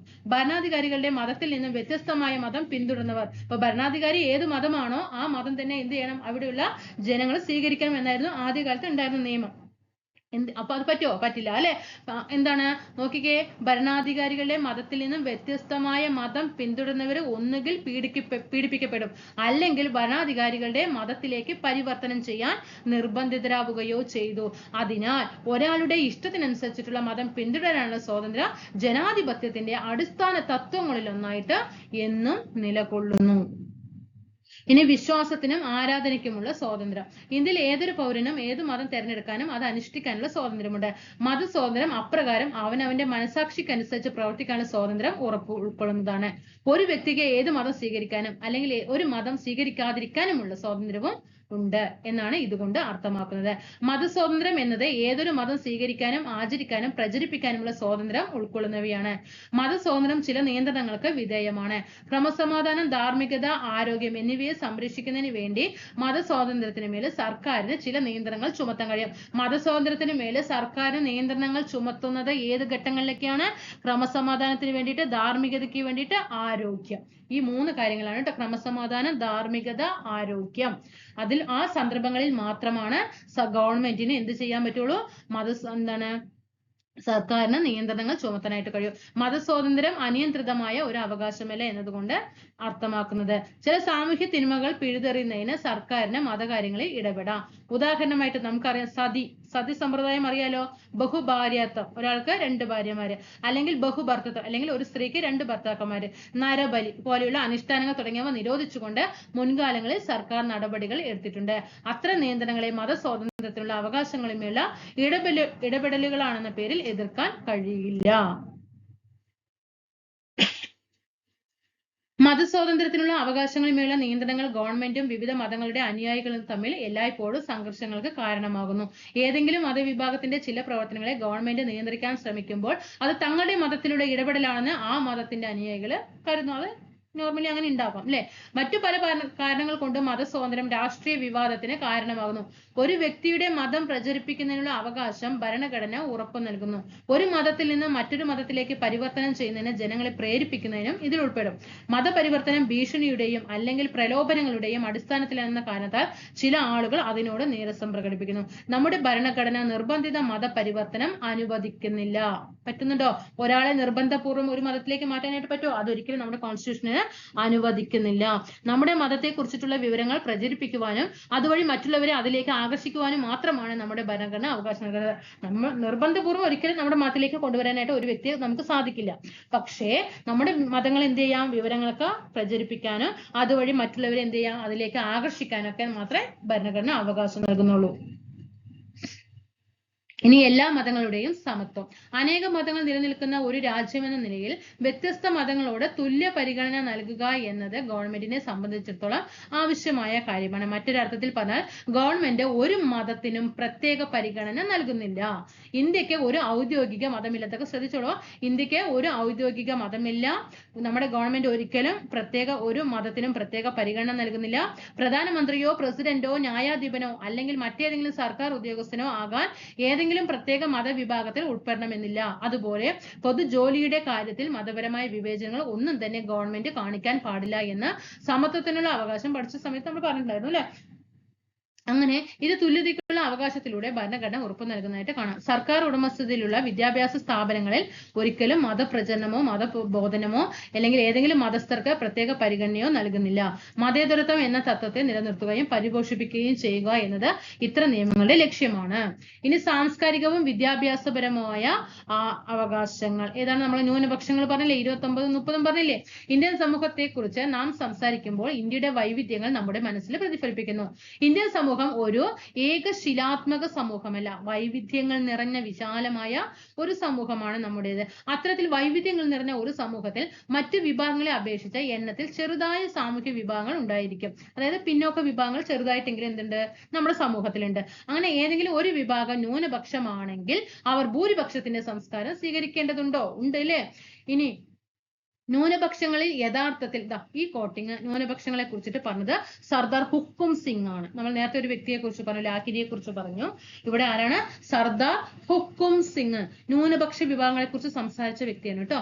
ന്യൂനപക്ഷങ്ങളിൽ യഥാർത്ഥത്തിൽ ഒരു സുരക്ഷാ ബോധം ഉണ്ടാക്കുന്നതിന് ഭൂരിപക്ഷത്തിന് ഭാരിച്ച ഉത്തരവാദിത്തമുണ്ട്. ഒരു മതേതര രാഷ്ട്രത്തിൽ മാത്രമേ ന്യൂനപക്ഷത്തിന് സുരക്ഷിതത്വം ഉണ്ടായിരിക്കുകയുള്ളൂ. അത് അവരെ ദേശീയവാദികളാക്കും. ഭൂരിപക്ഷ സമുദായം തങ്ങളുടെ ദേശസ്നേഹത്തെ പൊലിപ്പിച്ച് കാട്ടേണ്ടതില്ല. അവർ ന്യൂനപക്ഷങ്ങളുടെ അവസ്ഥയിൽ തങ്ങളെ സ്വയം സങ്കല്പിച്ചുകൊണ്ട് അവരുടെ ഭീതിയെ മനസ്സിലാക്കാൻ ശ്രമിക്കണം. സുരക്ഷിതത്വത്തിന് വേണ്ടിയുള്ള എല്ലാ അവകാശവാദങ്ങളും ന്യൂനപക്ഷങ്ങളുടെ മനസ്സിലുള്ള ഭീതിയുടെ ഉൽപ്പന്നങ്ങളാണ്. ഭാഷ, ലിപി, അതുപോലെ ലഭ്യമാകേണ്ട സേവനങ്ങൾ എന്നിവയെ കുറിച്ചിട്ടുള്ള ഭീതി എന്താണ്? തങ്ങൾക്ക് ലഭ്യമാകേണ്ട സേവനങ്ങൾ എന്നിവയെ കുറിച്ചിട്ടുള്ള ഭീതി ആരാണ് പറഞ്ഞത്? ന്യൂനപക്ഷ സമുദായങ്ങളെ കുറിച്ചിട്ട് സർദാർ ഹുക്കും സിംഗ്.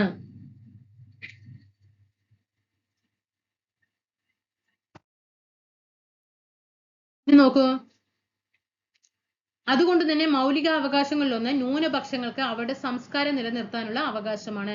ന്യൂനപക്ഷ പദവി മതത്തെ മാത്രം ആശ്രയിച്ചിട്ടുള്ളതല്ല. ഭാഷാപരവും സാംസ്കാരികപരമായ ന്യൂനപക്ഷങ്ങൾ അതിന്റെ പരിധിയിൽ വരുന്നു. രാജ്യത്തിന്റെ ഏതെങ്കിലും ഒരു പ്രത്യേക ഭാഗത്തോ അല്ലെങ്കിൽ രാജ്യത്തൊട്ടാകെയോ മറ്റു വിഭാഗങ്ങളെക്കാൾ എണ്ണത്തിൽ കുറവുള്ളവരും ഒരു പൊതുഭാഷയോ മതമോ ഉള്ളവരുമായ വിഭാഗങ്ങളാണ് ന്യൂനപക്ഷങ്ങൾ എന്ന് പറയുന്നത്. അപ്പൊ എന്താണ് ന്യൂനപക്ഷങ്ങൾ എന്നുള്ളത് മനസ്സിലായല്ലോ. എങ്ങനെയാണ്? രാജ്യത്തൊട്ടാകെയുള്ള മറ്റു വിഭാഗങ്ങളെക്കാൾ എണ്ണത്തിൽ കുറവായിരിക്കും, അതുപോലെ അവർക്കായി അവർക്കായിട്ടുള്ള ഒരു പൊതു ഭാഷ ഉണ്ടായിരിക്കും, അവർക്കായിട്ടുള്ള ഒരു പൊതു മതം ഉണ്ടായിരിക്കും. അങ്ങനെ ആ വിഭാഗങ്ങളാണ് ന്യൂനപക്ഷങ്ങൾ. അത്തരം സമുദായങ്ങൾക്ക് അവരുടേതായ ഒരു സംസ്കാരവും ഭാഷയും ലിപിയും ഉണ്ടായിരിക്കുകയും അവർക്ക് ഭാവിയെ സംരക്ഷിക്കാനും വികസിപ്പിക്കാനുള്ള അവകാശം ഉണ്ടായിരിക്കുകയും ചെയ്യും. മതപരവും ഭാഷാപരവുമായ എല്ലാ ന്യൂനപക്ഷങ്ങൾക്കും അവരുടേതായ വിദ്യാഭ്യാസ സ്ഥാപനങ്ങൾ സ്ഥാപിക്കാനുള്ള അവകാശമുണ്ട്. അതാണ് ആർട്ടിക്കിൾ 30 പറയുന്നത്. വിദ്യാഭ്യാസ സ്ഥാപനങ്ങൾ അവർക്ക് സ്വന്തം സംസ്കാരത്തെ സംരക്ഷിക്കാനും വികസിപ്പിക്കാനും കഴിയും. വിദ്യാഭ്യാസ സ്ഥാപനങ്ങൾക്ക് സാമ്പത്തിക സഹായം അനുവദിക്കുമ്പോൾ ന്യൂനപക്ഷ സമുദായ മാനേജ്മെന്റുകൾക്ക് കീഴിൽ പ്രവർത്തിക്കുന്ന വിദ്യാഭ്യാസ സ്ഥാപനങ്ങളോട് സർക്കാർ വിവേചനം കാണിക്കുകയില്ല. അടുത്തത് നമ്മുടെ കോൺസ്റ്റിറ്റ്യൂഷനിൽ ആർട്ടിക്കിൾ 32 ഡോക്ടർ ബി.ആർ. അംബേദ്കർ വിശേഷിപ്പിച്ചത് ഭരണഘടനയിലെ ആർട്ടിക്കിളിൽ ഏറ്റവും മൗലികമായത് ഏത് എന്ന് ചോദിച്ചാൽ ആർട്ടിക്കിൾ 32 ആണ് എന്ന് ആരാണ് അഭിപ്രായപ്പെട്ടത്? Doctor BR. അംബേദ്കർ ആണ്. അത് ഭരണഘടനാപരമായ പരിഹാരങ്ങൾക്കുള്ള അവകാശം, റൈറ്റ് ടു കോൺസ്റ്റിറ്റ്യൂഷണൽ റെമഡീസ് ആണ്. വളരെയധികം മതിപ്പുളവാക്കുന്ന മൗലികാവകാശങ്ങളുടെ പട്ടിക ഉൾക്കൊള്ളുന്നതാണ് നമ്മുടെ ഭരണഘടന. ആരും തന്നെ സമ്മതിക്കുന്നതാണ് അല്ലെ. എന്നാൽ കേവലം അവകാശങ്ങളുടെ ഒരു പട്ടിക എഴുതി വെച്ചത് കൊണ്ട് മാത്രം കാര്യമില്ല. അവകാശങ്ങൾ പ്രായോഗിക തലത്തിൽ യാഥാർത്ഥ്യമാക്കുന്നതിനും അവയ്ക്കെതിരെയുമുള്ള ആക്രമണങ്ങളെ പ്രതിരോധിക്കുന്നതിനുമുള്ള ഒരു മാർഗവും ഉണ്ടാവേണ്ടതുണ്ട്. ഇത് നേടിയെടുക്കാനുള്ള മാർഗമാണ് ഭരണഘടനാപരമായ പരിഹാരങ്ങൾക്കുള്ള അവകാശം. ഭരണഘടനാപരമായ പരിഹാരങ്ങൾക്കുള്ള അവകാശത്തെ അവിടെ ഉണ്ട് കേട്ടോ. ഭരണഘടനാപരമായ പരിഹാരങ്ങൾക്കുള്ള അവകാശത്തെ ഭരണഘടനയുടെ ഹൃദയവും ആത്മാവും എന്നാണ് ഡോക്ടർ ബി.ആർ. അംബേദ്കർ വിശേഷിപ്പിച്ചിട്ടുള്ളത്. ഇതിന് കാരണം ഏതെങ്കിലും ഒരു മൗലികാവകാശത്തിന്റെ ലംഘനം ഉണ്ടായാൽ അത് പുനഃസ്ഥാപിച്ച് കിട്ടുന്നതിനായിട്ട് ഏതൊരു വ്യക്തിക്കും എന്ത് ചെയ്യാം? ഹൈക്കോടതിയെയോ സുപ്രീം കോടതിയോ സമീപിക്കാവുന്നതാണ് അല്ലേ. മൗലികാവകാശ ലംഘനമുണ്ട്. മൗലികാവകാശം എന്താണ്? ന്യായവാദത്തിന് അർഹമാണ്. എന്നാൽ മാർഗനിർദ്ദേശക തത്വങ്ങളോ മൗലിക കടമകളോ ഒന്നും എന്ത് ചെയ്യാൻ പറ്റും? നമുക്ക് കോടതിയിൽ പോയിട്ടൊന്നും വാദിച്ചെടുക്കാനായിട്ട് കഴിയില്ല. പക്ഷെ മൗലികാവകാശം നമുക്ക് കോടതിയെ സമീപിക്കാം. ഇത്തരം അവകാശങ്ങൾ നോക്കിക്കേ നടപ്പിലാക്കുന്നതിന് സർക്കാരിന് ഉത്തരവുകളും നിർദ്ദേശങ്ങളും നൽകാൻ കഴിയും. കോടതികൾക്ക് റിട്ടുകൾ എന്ന പേരിൽ നിരവധി പ്രത്യേക ഉത്തരവുകൾ ഇതിനായിട്ട്. അപ്പൊ മൗലികാവകാശങ്ങളിൽ ലംഘനം നടന്നാൽ ആരെയാണ് സമീപിക്കാം? ഹൈക്കോടതിയെയോ സുപ്രീം കോടതിയെയോ സമീപിക്കാം. ഇനി 5 റിട്ടുകളെ കുറിച്ചിട്ട് നമുക്ക് നോക്കാം. നമുക്കറിയാലോ സുപ്രീം കോടതിക്കും ഹൈക്കോടതിക്കുമാണ് റിട്ടുകൾ പുറപ്പെടുവിക്കാനുള്ള അധികാരം. ഇനി habeas corpus, mandamus, prohibition, warrant, certiorari. നമുക്കിപ്പോ ഈ ഒരു ലെസണിൽ എന്താണ് നമുക്ക് മൗലിക അവകാശ പത്രിക എന്താന്നുള്ളത് നമുക്ക് മനസ്സിലാക്കാനായിട്ട് പറ്റിയിട്ടുണ്ട്. മൗലിക അവകാശങ്ങൾ നമ്മൾ പഠിച്ച കാര്യങ്ങളാണെങ്കിൽ നിങ്ങളെല്ലാം പഠിച്ചു കഴിഞ്ഞിട്ടിരിക്കുന്ന വ്യക്തികളല്ലേ. അപ്പൊ ഒക്കെ ഒരു റിവിഷൻ പോലെയായി, എക്സ്ട്രാ ഒരു പോയിന്റ് കിട്ടിയിട്ട് അതൊന്ന് നോട്ട് ചെയ്ത പോലെയായി. മാർഗനിർദ്ദേശക തത്വങ്ങളെ കുറിച്ചിട്ട് പിന്നെ അടുത്തത് വരാൻ പോകുന്നുണ്ട്. മാർഗനിർദ്ദേശക തത്വങ്ങൾ, റിട്ടുകളെ കുറിച്ച് നമുക്ക് മനസ്സിലാക്കാനായിട്ട് സാധിച്ചു. അപ്പൊ എന്താണ് കോൺസ്റ്റിറ്റ്യൂഷന്റെ ഏകദേശ ഭാഗമൊക്കെ നമ്മൾ എന്ത് ചെയ്യും? അവിടെ കവർ ചെയ്തിട്ട് പോകാൻ പറ്റും. ഇനി ഹേബിയസ് കോർപ്പസ് എന്താണ്? അറസ്റ്റ് ചെയ്യപ്പെട്ട വ്യക്തിയെ കോടതിക്ക് മുമ്പാകെ ഹാജരാക്കാൻ ആവശ്യപ്പെട്ടുകൊണ്ട് കോടതി പുറപ്പെടുവിക്കുന്ന ഉത്തരവിനെയാണ് ഹേബിയസ് കോർപ്പസ് എന്നതുകൊണ്ട് അർത്ഥമാക്കുന്നത്. കോടതിക്ക് എന്താണ്? അറസ്റ്റ് ചെയ്യപ്പെട്ട വ്യക്തിനെ എന്ത് ചെയ്യണം? കോടതിക്ക് മുമ്പാകെ ഹാജരാക്കണം. അത് ആവശ്യപ്പെട്ടുകൊണ്ടുള്ളതാണ് ഇത് ഹേബിയസ് കോർപ്പസ്. ഒരു വ്യക്തിയെ അറസ്റ്റ് ചെയ്യാണ്ടായ കാരണങ്ങളോ അതിന്റെ രീതിയോ നിയമാനുസൃതമോ തൃപ്തികരമോ അല്ലെങ്കിൽ ആ വ്യക്തിയെ സ്വതന്ത്രമാക്കാൻ കോടതി ഉത്തരവ് പുറപ്പെടുവിക്കേണ്ടതാണ്. ഇനി എന്താണ് മാൻഡമസ്? ഒരു ഉദ്യോഗസ്ഥൻ തന്റെ നിയമപരമായ കർത്തവ്യം നിറവേറ്റാതിരിക്കുന്നത് മൂലം മറ്റൊരു വ്യക്തിയുടെ അവകാശം ഹനിക്കപ്പെടുന്നതായി കോടതി കണ്ടെത്തുമ്പോൾ പുറപ്പെടുവിക്കുന്ന റിട്ടാണ് മാൻഡമസ്. അപ്പൊ ഒരു ഉദ്യോഗസ്ഥൻ ഇപ്പൊ ഞാൻ ഒരു ഉദ്യോഗസ്ഥന്റെ മുന്നിൽ പോയിട്ട് ഒരു കാര്യം, ഇപ്പൊ എന്തെങ്കിലും കാര്യങ്ങൾ ആവശ്യപ്പെടുകയാണ്, എങ്ങനെ ചെയ്തു തരണം എന്ന് പറഞ്ഞിട്ട് ആവശ്യപ്പെടുന്ന സമയത്ത് എന്ത് ചെയ്യണം? ആ ഉദ്യോഗസ്ഥൻ അത് ചെയ്യാതിരിക്കുകയാണ് അല്ലെ. അപ്പൊ എന്താ ചെയ്യുന്നത്? എന്റെ അവകാശം അവിടെ എന്ത് ചെയ്യണം? ഹനിക്കപ്പെടുകയാണ് അല്ലെ. ഇപ്പൊ നമുക്കറിയാം, നമ്മള് ഇപ്പൊ ഒരു റാങ്ക് ലിസ്റ്റിൽ വന്നിട്ട് ഒരു ഉദ്യോഗാർത്ഥിക്ക് ലാസ്റ്റ് റാങ്ക് ലിസ്റ്റിന്റെ കാലാവധി അന്നത്തെ രാത്രി കഴിയുകയാണ്. അന്ന് 12 മണിയോട് കൂടി ആ റാങ്ക് ലിസ്റ്റ് അവസാനിക്കുകയാണ്. അതില് ഒരു ഒഴിവ് അവിടെ ഓൾറെഡി റിപ്പോർട്ട് ചെയ്തിട്ടുണ്ട്. പക്ഷെ ആ പെൺകുട്ടിനെ ഒന്ന് വിളിച്ചതാണെങ്കിൽ അന്ന് അവൾക്ക് ജോലിയായി അല്ലേ. ആ പെൺകുട്ടി എത്രത്തോളം ആ ഓഫീസുകൾ കയറി ഇറങ്ങി ആ ഉദ്യോഗസ്ഥന്റെ കൈയും കാലും പിടിക്കേണ്ട ഒരു അവസ്ഥ അടക്കം ചെയ്ത് എത്ര പഠിച്ച് കഷ്ടപ്പെട്ടിട്ടാണ്. എന്നിട്ട് ഈ ഉദ്യോഗസ്ഥന്റെ മുന്നിൽ നമ്മൾ പോയിട്ട് കൈനീട്ടേണ്ട ഒരു അവസ്ഥ അല്ലെ.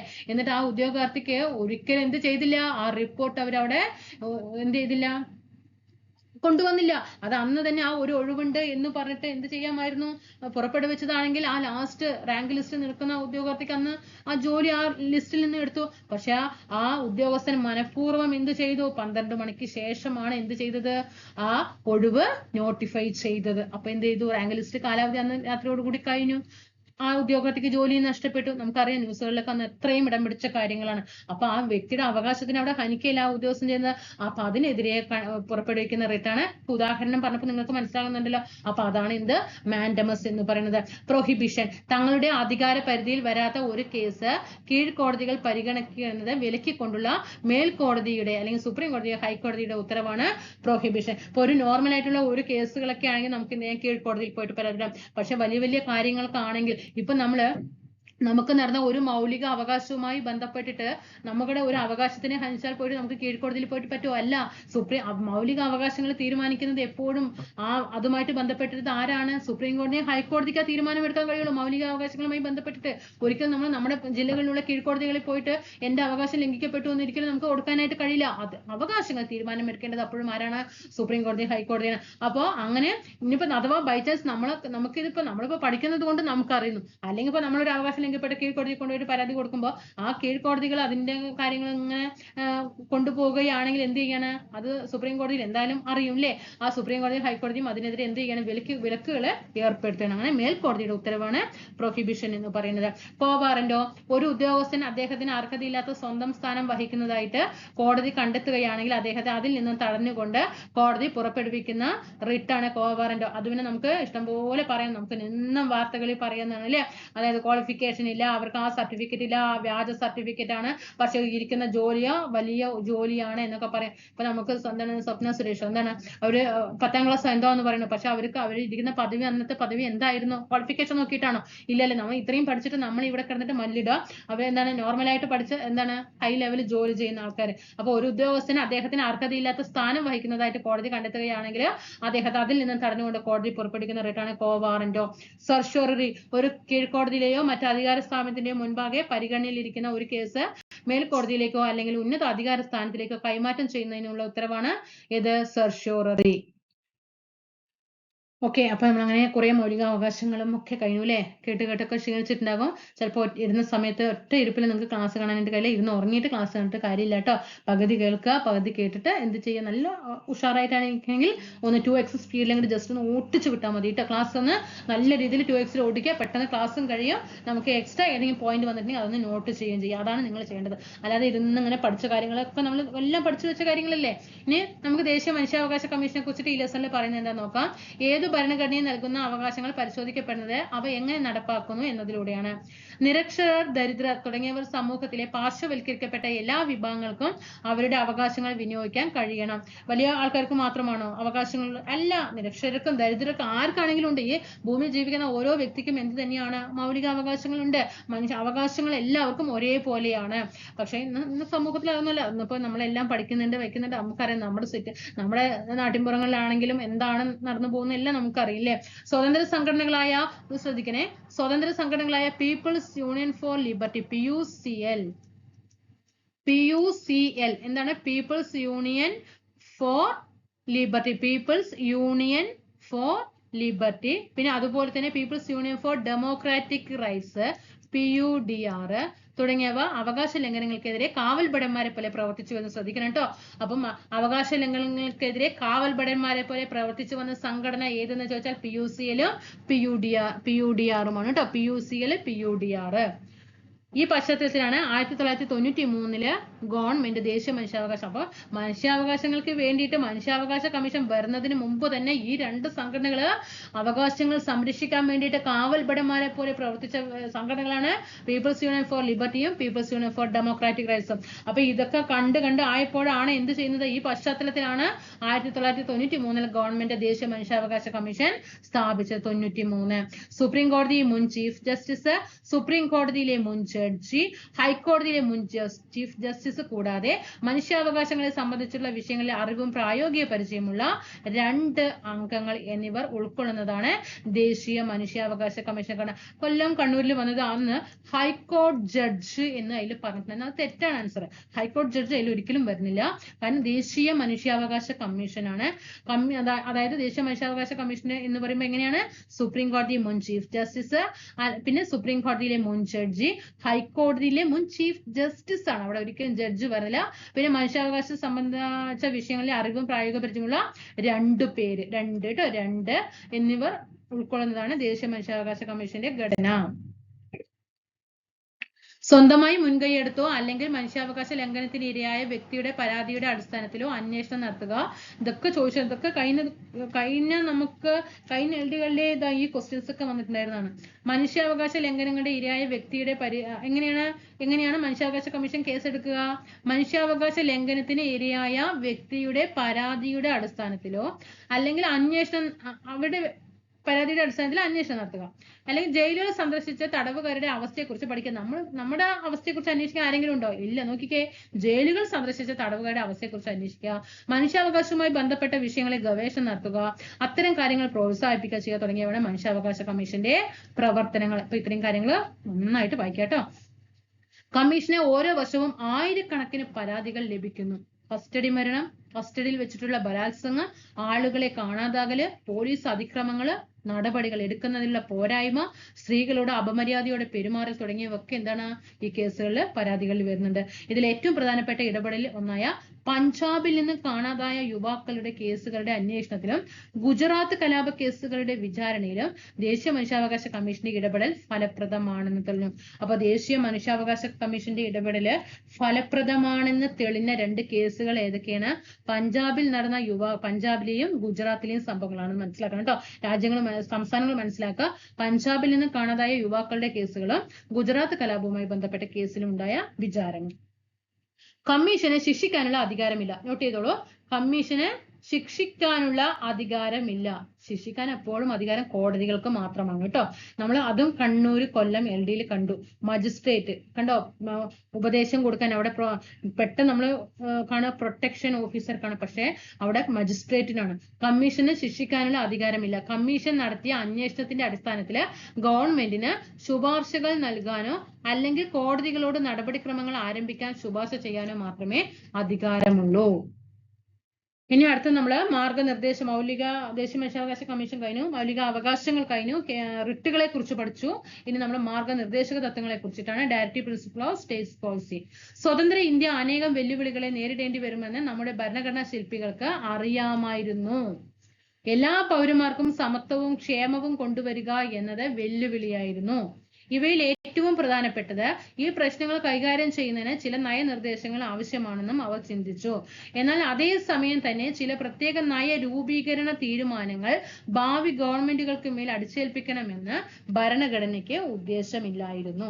അതുകൊണ്ട് തന്നെ നിയമം മൂലം നടപ്പാക്കാൻ കഴിയാത്ത ചില മാർഗരേഖകൾ ഭരണഘടനയിൽ ഉൾപ്പെടുത്തുകയുണ്ടായി. അതായത് ഏതെങ്കിലും ഒരു ഗവൺമെന്റ് ഇതിൽ ഉൾപ്പെട്ടിട്ടുള്ള എന്തെങ്കിലും ഒരു പ്രത്യേക മാർഗരേഖ നടപ്പാക്കിയില്ല എങ്കിൽ ആ നയം നടപ്പിലാക്കാൻ ആവശ്യമായ നിർദ്ദേശം ഗവൺമെന്റിന് നൽകണമെന്ന് ആവശ്യപ്പെട്ട് കോടതിയെ സമീപിക്കാൻ കഴിയില്ല. മനസ്സിലായല്ലോ? മാർഗനിർദ്ദേശക തത്വങ്ങൾ ഒരിക്കലും കോടതിയെ സമീപിക്കാൻ ആവശ്യപ്പെട്ടുകൊണ്ട് എന്ത് ചെയ്യാൻ പറ്റില്ല? കോടതിയെ സമീപിക്കാനായിട്ട് കഴിയില്ല. അതായത് മാർഗനിർദ്ദേശങ്ങൾ ഭരണഘടനയുടെ ന്യായവാദാർഹമല്ലാത്ത ഭാഗമാണ്, നോൺ ജസ്റ്റിക്കബിൾ ആണ്. അതായത് ഇവ കോടതി മുഖേന നടപ്പിലാക്കാൻ കഴിയില്ല. മാർഗനിർദ്ദേശങ്ങൾക്ക് പിന്നിലുള്ള ധാർമ്മിക ശക്തിയെ ഗവൺമെന്റിനെ അർഹിക്കുന്ന ഗൗരവത്തോടെ അവ നടപ്പിലാക്കാൻ പ്രേരിപ്പിക്കുമെന്ന് ഭരണഘടനാ ശില്പികൾ ചിന്തിച്ചു. കൂടാതെ മാർഗനിർദ്ദേശക തത്വങ്ങൾ നടപ്പിലാക്കാനുള്ള ഉത്തരവാദിത്ത ബോധം ഗവൺമെന്റ് സൃഷ്ടിക്കാൻ ജനങ്ങൾ പരിശ്രമിക്കുമെന്നും അവർ പ്രതീക്ഷിച്ചു. അപ്രകാരം ന്യായപരമായ മാർഗരേഖകളുടെ ഒരു വേറിട്ട പട്ടിക നമ്മുടെ ഭരണഘടനയിൽ ഉൾപ്പെടുത്തി മാർഗനിർദ്ദേശക തത്വങ്ങളുടെ പട്ടികയെ രാഷ്ട്രനയത്തിന്റെ നിർദ്ദേശക തത്വങ്ങൾ എന്ന് പറയുന്നു. എന്താണ് നിർദ്ദേശക തത്വങ്ങളിൽ ഉൾപ്പെട്ടിട്ടുള്ളത് നോക്കിക്കേ. അത് ഏറ്റവും പ്രധാനമായി നിർദ്ദേശക തത്വങ്ങളെ സംബന്ധിച്ചിട്ടുള്ള 3 കാര്യങ്ങൾ നോട്ട് ചെയ്യണം. ഒരു സമൂഹം എന്ന നിലയിൽ നാം സ്വീകരിക്കേണ്ട ഉദ്ദേശ ലക്ഷ്യങ്ങൾ. 1, മൗലിക അവകാശത്തിന് പുറമെ വ്യക്തികൾ അനുഭവിക്കേണ്ടതായ ചില അവകാശങ്ങൾ. 2, ഗവൺമെന്റ് സ്വീകരിക്കേണ്ടതായ ചില നയങ്ങൾ. സ്റ്റേറ്റ്മെന്റ് ഒക്കെ വരാൻ എളുപ്പമുള്ള ക്വസ്റ്റ്യൻസ് ആണ്. അപ്പൊ 3 കാര്യങ്ങളാണ് മാർഗനിർദ്ദേശങ്ങളുമായി തന്നിട്ടുള്ളത്. ഒരു സമൂഹം എന്ന നിലയിൽ നാം സ്വീകരിക്കേണ്ട ഉദ്ദേശ ലക്ഷ്യങ്ങൾ. മൗലിക അവകാശത്തിന് പുറമെ വ്യക്തികൾ അനുഭവിക്കേണ്ടതായ ചില അവകാശങ്ങൾ, ഗവൺമെന്റ് സ്വീകരിക്കേണ്ടതായ ചില നയങ്ങൾ. താഴെ കാണുന്ന ചില നിർദ്ദേശക തത്വങ്ങളെ പരിശോധിക്കുന്നതിലൂടെ ഭരണഘടനാ ശില്പികളുടെ കാഴ്ചപ്പാടിനെ കുറിച്ച് ചില ആശയങ്ങൾ നിങ്ങൾക്ക് ലഭിക്കുന്നതാണ്. ചില നിർദ്ദേശക തത്വങ്ങൾ നടപ്പിലാക്കുന്നതിന് അതാത് കാലഘട്ടങ്ങളിലെ സർക്കാരുകൾ ശ്രമിച്ചിട്ടുണ്ട്. ജന്മിത്ത നിരോധന നിയമം, ബാങ്കുകളുടെ ദേശസൽക്കരണം, നിരവധി ഫാക്ടറി നിയമങ്ങള്, കുറഞ്ഞ കൂലി നിശ്ചയിക്കല്, ചെറുകിട കുടിൽ വ്യവസായങ്ങളുടെ പ്രോത്സാഹനം, പട്ടികജാതിക്കാരുടെയും പട്ടികവർഗക്കാരുടെയും ഉന്നമനത്തിനുള്ള സംവരണം, ഇതൊക്കെ എന്താണ് മാർഗനിർദ്ദേശങ്ങളുമായി ബന്ധപ്പെട്ട് കൊണ്ടുവന്നതാണ്. മൗലികാവകാശത്തിന് പുറമെ വ്യക്തികൾ അനുഭവിക്കേണ്ടതായ ചില അവകാശങ്ങൾ, അത് നമ്മൾ പറഞ്ഞു അല്ലെ, അതൊക്കെ പറഞ്ഞു. രാജ്യമൊട്ടാകെ പഞ്ചായത്ത് രാജ് ഇതാ നോക്കിക്കേ, നമ്മൾ നേരത്തെ എന്തൊക്കെ പറഞ്ഞു? ജന്മിത്ത നിരോധന നിയമം, ബാങ്കുകളുടെ ദേശസൽക്കരണം, നിരവധി ഫാക്ടറി നിയമം, കുറഞ്ഞ കൂലി നിശ്ചയിക്കല്, ചെറുകിട കുടിൽ വ്യവസായങ്ങളുടെ പ്രോത്സാഹനം, പട്ടികജാതിക്കാരുടെയും പട്ടികവർഗക്കാരുടെയും ഉന്നമനത്തിലുള്ള സംവരണം എന്നീ നിയമങ്ങളൊക്കെ പാസ്സാക്കപ്പെട്ടു. വിദ്യാഭ്യാസത്തിനുള്ള അവകാശം, രാജ്യമൊട്ടാകെ പഞ്ചായത്ത് രാജ് സ്ഥാപനങ്ങളുടെ രൂപീകരണം, തൊഴിലുറപ്പ് പദ്ധതിയുടെ ഭാഗമായിട്ടെങ്കിലും ജോലി ചെയ്യാനുള്ള അവകാശം, കൂടാതെ ഉച്ചഭക്ഷണ പദ്ധതി മുതലായവ നിർദ്ദേശക തത്വങ്ങളെ അടിസ്ഥാനമാക്കി നടപ്പിലാക്കപ്പെട്ടവയാണ്. അപ്പൊ നിർദ്ദേശക തത്വങ്ങളെ അടിസ്ഥാനമാക്കി നടപ്പിലാക്കപ്പെട്ടവയിൽ ഉൾപ്പെടാത്തത് ഏത്, ഉൾപ്പെടുന്നവ ഏത് എന്നൊക്കെ വന്നാൽ ഇതൊക്കെ ശ്രദ്ധിക്കണം. ജന്മിത്ത നിരോധന നിയമം എന്ന് പറയുമ്പോൾ പെട്ടെന്ന് നമ്മൾ അന്താളിച്ചു പോകും. നമ്മള് ജന്മിത്ത നിരോധനം, ബാങ്കുകളുടെ ദേശസൽക്കരണം, പിന്നെ ഫാക്ടറി നിയമങ്ങള്, പിന്നെ കുറഞ്ഞ കൂലി നിശ്ചയിക്കുക, ചെറുകിട കുടിൽ വ്യവസായങ്ങളുടെ പ്രോത്സാഹനം, പട്ടികജാതി പട്ടികവർഗക്കാരുടെ ഉന്നമനം, സംവരണം, അതൊക്കെ പാസ്സാക്കപ്പെട്ടു. വിദ്യാഭ്യാസത്തിനുള്ള അവകാശം, രാജ്യമൊട്ടാകെ പഞ്ചായത്ത് രാജ് സ്ഥാപനങ്ങളുടെ രൂപീകരണം, തൊഴിൽ പദ്ധതികളുടെ ഭാഗമായിട്ടാണെങ്കിലും ജോലി ചെയ്യാനുള്ള അവകാശം, ഉച്ചഭക്ഷണ പദ്ധതി, ഇതൊക്കെ എന്താണ് നിർദ്ദേശക തത്വങ്ങളെ അടിസ്ഥാനമാക്കിയിട്ട് എന്ത് ചെയ്താണ് നടപ്പിലാക്കപ്പെട്ടവയാണ്. ഇനി അടുത്തത് നമുക്ക് ഫണ്ടമെന്റൽ ഡ്യൂട്ടീസ് നോക്കാം. പൗരന്മാരുടെ മൗലിക ചുമതലകൾ. 1976 42ാമത്തെ ഭരണഘടനാ ഭേദഗതി പാസ്സാക്കപ്പെട്ടു. 1976 42ാമത്തെ ഭരണഘടനാ ഭേദഗതി പാസ്സാക്കപ്പെട്ടു. അതിലാണല്ലോ നമുക്കറിയാം മൗലിക ചുമതലകൾ വരുന്നത്. അതില് മറ്റു വിഷയങ്ങളോടൊപ്പം പൗരന്മാരുടെ മൗലിക ചുമതലകൾ ഉൾക്കൊള്ളുന്ന ഒരു പട്ടിക ഈ ഭേദഗതിയിൽ ചേർക്കപ്പെട്ടു. അപ്പൊ ഏതാണ് വർഷം? 1976. അതൊക്കെ നമുക്ക് എപ്പോഴും ക്വസ്റ്റ്യൻ കണ്ട് മതിയായ ക്വസ്റ്റ്യൻ ആണ് അല്ലെ. 42ാം ഭേദഗതി. ആകെ 10 ചുമതലകൾ എഴുതി ചേർക്കപ്പെട്ടു. എന്നിരുന്നാലും ഈ ചുമതലകൾ നടപ്പിലാക്കുന്നതുമായി ബന്ധപ്പെട്ട ഭരണഘടന മൗനം പാലിക്കുന്നു. കണ്ടോ, ഈ ചുമതലകൾ നടപ്പിലാക്കപ്പെട്ടു. 10 മൗലിക ചുമതലകള് 1976 42ാം ഭേദഗതി പ്രകാരം 10 ചുമതലകൾ എഴുതി ചേർക്കപ്പെട്ടിട്ടുണ്ട്. പക്ഷെ ഈ ചുമതലകൾ നടപ്പിലാക്കുന്നതുമായി ബന്ധപ്പെട്ട് ഭരണഘടന എന്ത് ചെയ്യുന്നുണ്ട്? മൗനം പാലിക്കുന്നത്. പക്ഷെ ഇപ്പൊ എത്രയാണ് പാലിക്കുന്ന മൗലിക ചുമതലകളാണ്? അറിയാലോ, 2002 86ാം ഭേദഗതി ഏതാണ്? വിദ്യാഭ്യാസത്തിനുള്ള അവകാശം മൗലിക കടമയായിട്ട് കൊണ്ടുവന്നില്ലേ? അത് 11ആയി. പൗരന്മാർ എന്ന നിലയിൽ ഭരണഘടനയെ അനുസരിക്കുക, രാജ്യത്തെ പ്രതിരോധിക്കുക, എല്ലാ പൗരന്മാർക്കിടയിലും സൗഹാർദ്ദത്തെ പരിപോഷിപ്പിക്കുക, പരിസ്ഥിതി സംരക്ഷിക്കുക തുടങ്ങിയ മൗലിക കടമകളിൽ ഉൾപ്പെടുന്നു. മൗലിക കടമകൾ ഏതൊക്കെയാണ്? പൗരന്മാർ എന്ന നിലയിൽ ഭരണഘടനയെ അനുസരിക്കണം, അത് നമുക്കറിയാം. രാജ്യത്തെ പ്രതിരോധിക്കണം, രാജ്യത്തെ പ്രതിരോധിക്കുക എന്ന് പറയുമ്പോൾ അവിടെ ഒരു കൺഫ്യൂഷൻ വരും അല്ലേ. രാജ്യത്തെ പ്രതിരോധിക്കുക, എല്ലാ പൗരന്മാർക്കിടയിലും സൗഹാർദ്ദത്തെ പരിപോഷിപ്പിക്കുക, പരിസ്ഥിതി സംരക്ഷിക്കുക. എന്നിരുന്നാലും നാം പ്രത്യേകം ശ്രദ്ധിക്കേണ്ടത് അവകാശങ്ങൾ അനുഭവിക്കണമെങ്കിൽ ചുമതലകൾ നിർവഹിക്കണമെന്ന് യാതൊരു നിബന്ധനയും ഭരണഘടനയിൽ ഉൾപ്പെട്ടിട്ടില്ല എന്നതാണ്. ശ്രദ്ധിക്കണം കേട്ടോ, ഇതൊന്ന് ശ്രദ്ധിക്കണേ. അവകാശങ്ങൾ അനുഭവിക്കണമെങ്കിൽ ചുമതലകൾ നിർവഹിക്കണമെന്ന് യാതൊരു, അതായത് ഇപ്പൊ എനിക്ക് ഇന്ന അവകാശങ്ങളൊക്കെ ലഭിക്കണം എന്ന് പറയുമ്പോൾ സർക്കാർ പറയണം നിങ്ങളുടെ മൗലിക ചുമതലകളൊക്കെ നിങ്ങൾ ഈ സമൂഹത്തിനോട് ചെയ്യാറുണ്ടോ, നിങ്ങൾ എങ്കിൽ ചെയ്തെങ്കിൽ മാത്രമേ നിങ്ങൾക്ക് ഈ അവകാശങ്ങൾ തരുള്ളൂ എന്ന് ഒരിക്കലും പറയാനായിട്ട് സാധിക്കില്ല. അതൊന്നും ഭരണഘടനയിൽ ഉണ്ടായിട്ടില്ല കേട്ടോ. ഈ അർത്ഥത്തിൽ മൗലിക കർത്തവ്യങ്ങളുടെ കൂട്ടിച്ചേർക്കൽ വഴി മൗലിക അവകാശങ്ങളുടെ പദവിക്ക് യാതൊരു മാറ്റവും സംഭവിച്ചിട്ടില്ല. മൗലിക അവകാശങ്ങളും മാർഗനിർദ്ദേശക തത്വങ്ങളും തമ്മിലുള്ള ബന്ധം എന്താന്ന് നോക്കാം. മൗലികാവകാശങ്ങളും മാർഗനിർദ്ദേശക തത്വങ്ങളും പരസ്പര പൂരകങ്ങളാണ്. മൗലിക അവകാശങ്ങൾ ഗവൺമെന്റിനെ ചില കാര്യങ്ങൾ ചെയ്യുന്നതിൽ നിന്നും വിലക്കുമ്പോൾ നിർദ്ദേശക തത്വങ്ങൾ ചില കാര്യങ്ങൾ ചെയ്യുവാൻ ഗവൺമെന്റിനെ പ്രേരിപ്പിക്കുന്നു. ശ്രദ്ധിക്കണം, മൗലികാവകാശങ്ങൾ ഗവൺമെന്റിനെ ചില കാര്യങ്ങൾ ചെയ്യുന്നതിൽ നിന്ന് വിലക്കുന്നു, പക്ഷെ നിർദ്ദേശക തത്വങ്ങൾ ചില കാര്യങ്ങൾ ചെയ്യാനായിട്ട് പ്രേരിപ്പിക്കുകയാണ്. അപ്പൊ നിർദ്ദേശക തത്വങ്ങളുമായി ബന്ധപ്പെട്ടുള്ള കാര്യങ്ങൾ നോക്കാം. എന്തൊക്കെയാണ് നിർദ്ദേശക തത്വങ്ങളുടെ ലക്ഷ്യങ്ങൾ? ഈ ബോക്സിലുള്ള കാര്യങ്ങളൊക്കെ നന്നായിട്ട് പഠിക്കുക. ജനക്ഷേമം ലക്ഷ്യങ്ങളാണ് കേട്ടോ. സാമൂഹ്യ സാമ്പത്തിക രാഷ്ട്രീയ നീതി, ജീവിത നിലവാരം മെച്ചപ്പെടുത്തല്, വിഭവങ്ങളുടെ തുല്യ വിതരണം, അന്തർദേശീയ സമാധാനം പരിപോഷിപ്പിക്കുക. ഇതൊക്കെ എന്താണ്? മാർഗനിർദ്ദേശക തത്വങ്ങളുടെ ലക്ഷ്യങ്ങളാണ്. ജനക്ഷേമം, സാമൂഹ്യ സാമ്പത്തിക രാഷ്ട്രീയ നീതി, ജീവിത നിലവാരം മെച്ചപ്പെടുത്തല്, വിഭവങ്ങളുടെ തുല്യ വിതരണം, അന്തർദേശീയ സമാധാനം പരിപോഷിപ്പിക്കുക. ഇതൊക്കെ മാർഗനിർദ്ദേശക തത്വങ്ങളുടെ ലക്ഷ്യങ്ങളാണ്. ഇനി മാർഗനിർദ്ദേശക തത്വങ്ങളുടെ നയങ്ങൾ എന്തൊക്കെയാണെന്ന് നോക്കിയാലോ. ഏകീകൃത സിവിൽ കോഡ് നയങ്ങളാണ്.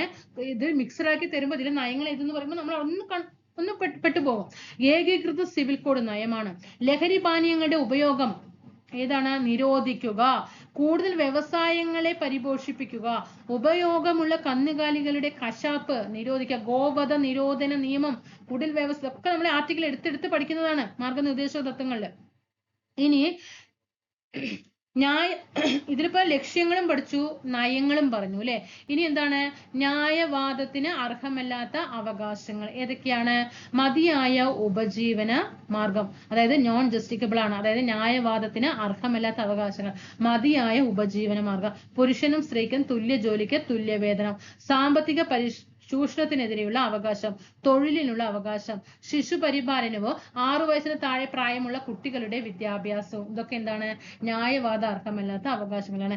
ചിലപ്പോൾ നാളെ ഒരു എക്സാമിന് നമുക്ക് നാളെ അടുത്ത ജില്ലകളിൽ നടക്കുന്ന LDക്ക് മാർഗനിർദ്ദേശക തത്വങ്ങളുടെ നയങ്ങളിൽ പെടാത്തത് ഏത്, അല്ലെങ്കിൽ ലക്ഷ്യങ്ങൾ ഏത്, ഉൾപ്പെടാത്തത് ഏത്, അല്ലെങ്കിൽ ന്യായവാദാർഹമല്ലാത്ത അവകാശങ്ങൾ എന്നിട്ട് മിക്സഡ് ആക്കാനും ഇത് ആ ബോക്സ് ആയിട്ട് ഇതേപോലെ തന്നിട്ടുണ്ട് ആ ലെസണില്. അപ്പൊ ചോദിക്കാനുള്ള സാധ്യത കഴിഞ്ഞ പ്രാവശ്യം വന്നത് കടമെടുത്ത ആശയങ്ങളിൽ വന്നില്ലേ, അതുപോലെ വരാനുള്ള സാധ്യതയുണ്ട്. അപ്പൊ ലക്ഷ്യങ്ങൾ എന്തൊക്കെയാന്ന് പഠിക്കുക. ന്യായവാദ അർഹമല്ലാത്ത അവകാശങ്ങൾ ഏതൊക്കെയാണ്? മതിയായ ഉപജീവന മാർഗം, പിന്നെയോ പുരുഷനും സ്ത്രീക്കും തുല്യ ജോലിക്ക് തുല്യ വേതന, പിന്നെ സാമ്പത്തിക ചൂഷണത്തിനെതിരെയുള്ള അവകാശം, തൊഴിലിനുള്ള അവകാശം, ശിശുപരിപാലനവും 6 വയസ്സിലെ കുട്ടികളുടെ വിദ്യാഭ്യാസം. ഇതൊക്കെ എന്താണ്? ന്യായവാദ അർഹമല്ലാത്ത കാര്യങ്ങളാണ്. മനസ്സിലാക്കണം കേട്ടോ. പിന്നെ നയങ്ങൾ എന്തൊക്കെയാന്നുള്ളത് ഇതൊക്കെയായി. ഇനി മൗലിക അവകാശങ്ങൾ എന്താണ്? മാർഗനിർദ്ദേശങ്ങൾ തത്വങ്ങൾ പറഞ്ഞു മാറി, അതായത് അതിന്റെ വ്യത്യാസം എന്താന്നുള്ളത് പഠിച്ചു. ഇനി മൗലിക അവകാശങ്ങൾ പ്രധാനമായും വ്യക്തികളുടെ അവകാശങ്ങളെ സംരക്ഷിക്കുമ്പോൾ നിർദ്ദേശക തത്വങ്ങൾ സമൂഹത്തിലെ എല്ലാവരുടെയും ക്ഷേമം ഉറപ്പുവരുത്തുന്നു. മൗലികാവകാശങ്ങൾ വ്യക്തികളുടെ അവകാശങ്ങളെ സംരക്ഷിക്കുമ്പോൾ നിർദ്ദേശക തത്വം എന്ത് ചെയ്യുന്നു? ക്ഷേമം ഉറപ്പുവരുത്തുന്നു. അപ്പൊ അവകാശം എന്ന് പറയുന്നത് എന്താണ്? മൗലിക അവകാശമാണ്. അതിൽ തന്നെ ഉണ്ട്, വാക്കിൽ തന്നെ ഉണ്ട്. നിർദ്ദേശക തത്വങ്ങൾ എന്ന് പറയുമ്പോൾ അവിടെ എന്ത് ശ്രദ്ധിക്കണം? ക്ഷേമമാണ് എന്ന് ചിന്തിക്കാം. എന്നിരുന്നാലും നിർദ്ദേശക തത്വങ്ങൾ നടപ്പിലാക്കുന്നതിന് ഗവൺമെന്റ് ശ്രമിച്ച ചില സന്ദർഭങ്ങളിൽ പൗരന്റെ മൗലിക അവകാശങ്ങളുമായി ചില ഏറ്റുമുട്ടലുകൾ ഉണ്ടായിട്ടുണ്ട്. ജന്മിത്തം ഇല്ലായ്മ ചെയ്യാൻ നിയമനിർമ്മാണം നടത്തുന്നതിന് ഗവൺമെന്റ് തീരുമാനിച്ചപ്പോഴാണ് ഈ പ്രശ്നം ഉടലെടുത്തത്. ഏതിനാണ്? ജന്മിത്തം ഇല്ലായ്മ ചെയ്യാൻ. സ്വത്തവകാശം ലംഘിച്ചുവെന്നതിന്റെ പേരിൽ ഈ നടപടികൾ എതിർക്കപ്പെട്ടു. വ്യക്തി താല്പര്യത്തിൽ കണ്ടോ, സ്വത്തവകാശം അവിടെ അന്ന് മൗലികാവകാശത്തിൽ ഉൾപ്പെട്ടതായിരുന്നു സ്വത്തവകാശം. നമ്മൾ പഠിക്കാറില്ലേ, ആദ്യം 10 മൗലികാവകാശത്തിൽ സ്വത്തവകാശം ഒരു മൗലികാവകാശമായിരുന്നു. അപ്പൊ ജന്മിത്തം ഇല്ലായ്മ ചെയ്യാൻ വേണ്ടിയിട്ട് അന്ന് സർക്കാർ ഒരു നിയമനിർമ്മാണം നടത്തിയപ്പോ എന്താ സംഭവിച്ചത്? കാരണം അന്നൊരു സ്വത്തവകാശം മൗലികാവകാശമായിരുന്നു. അപ്പൊ സർക്കാരിന് അവിടെ ഒന്നും ചെയ്യാനായിട്ട് കഴിയില്ല. അപ്പൊ ഇങ്ങനെയുള്ള കേസുകൾ വന്നപ്പോഴാണ് എന്ത് ചെയ്തത്? 78-ൽ തന്നെ എന്ത് ചെയ്തു? 44-ാം ഭേദഗതി കൊണ്ടുവന്നു. 1976 42-ാം ഭേദഗതി വന്നു. അത് കഴിഞ്ഞ് 1978-ൽ 44-ാം ഭേദഗതി കൊണ്ടുവന്നില്ലേ? വേഗം സ്വത്തവകാശത്തിന് എന്ത് ചെയ്തു? നിയമാവകാശമാക്കിയിട്ട് എടുത്തു മാറ്റി. സർക്കാർ വെറുതെ ഒന്നുമല്ല അല്ലെ, കണ്ടോ. അപ്പൊ ഇനി പിന്നെ ജന്മത്വത്തിൽ എന്ത് വേണമെങ്കിലും സർക്കാർ നടപടി എടുത്തൂടെ? എടുക്കാൻ പറ്റും. പക്ഷെ അന്ന് ആ സന്ദർഭത്തിൽ അത് അവർക്ക് പറ്റിയില്ല. നോക്കിക്കേ, വ്യക്തി താല്പര്യത്തിന് ഉപരിയായിട്ട് സമൂഹത്തിന്റെ ആവശ്യങ്ങൾക്ക് പരിഗണന നൽകിയ ഗവൺമെന്റ് ഈ നിർദ്ദേശക തത്വത്തെ പ്രയോഗത്തിൽ വരുത്തുന്നതിന് ഭരണഘടനയിൽ ഭേദഗതി കൊണ്ടുവന്നു. ഇത് ദീർഘകാല നിയമയുദ്ധത്തിലേക്ക് നയിച്ചു. ഇതിൽ കാര്യനിർവഹണ നീതിന്യായ വിഭാഗങ്ങൾ വ്യത്യസ്ത നിലപാടുകൾ സ്വീകരിച്ചു. നിർദ്ദേശ തത്വങ്ങളെ പ്രാബല്യത്തിൽ കൊണ്ടുവരുന്നതിന് അവകാശങ്ങളെ വെട്ടിച്ചുരുക്കാം എന്ന വാദമാണ് ഗവൺമെന്റ് മുന്നോട്ട് വെച്ചത്. ജനക്ഷേമ പ്രവർത്തനങ്ങൾക്ക് അവകാശങ്ങൾ തടസ്സമായി നിലനിൽക്കുന്നു എന്ന വാദമാണ് ഇവർ മുന്നോട്ട് വെച്ചത്.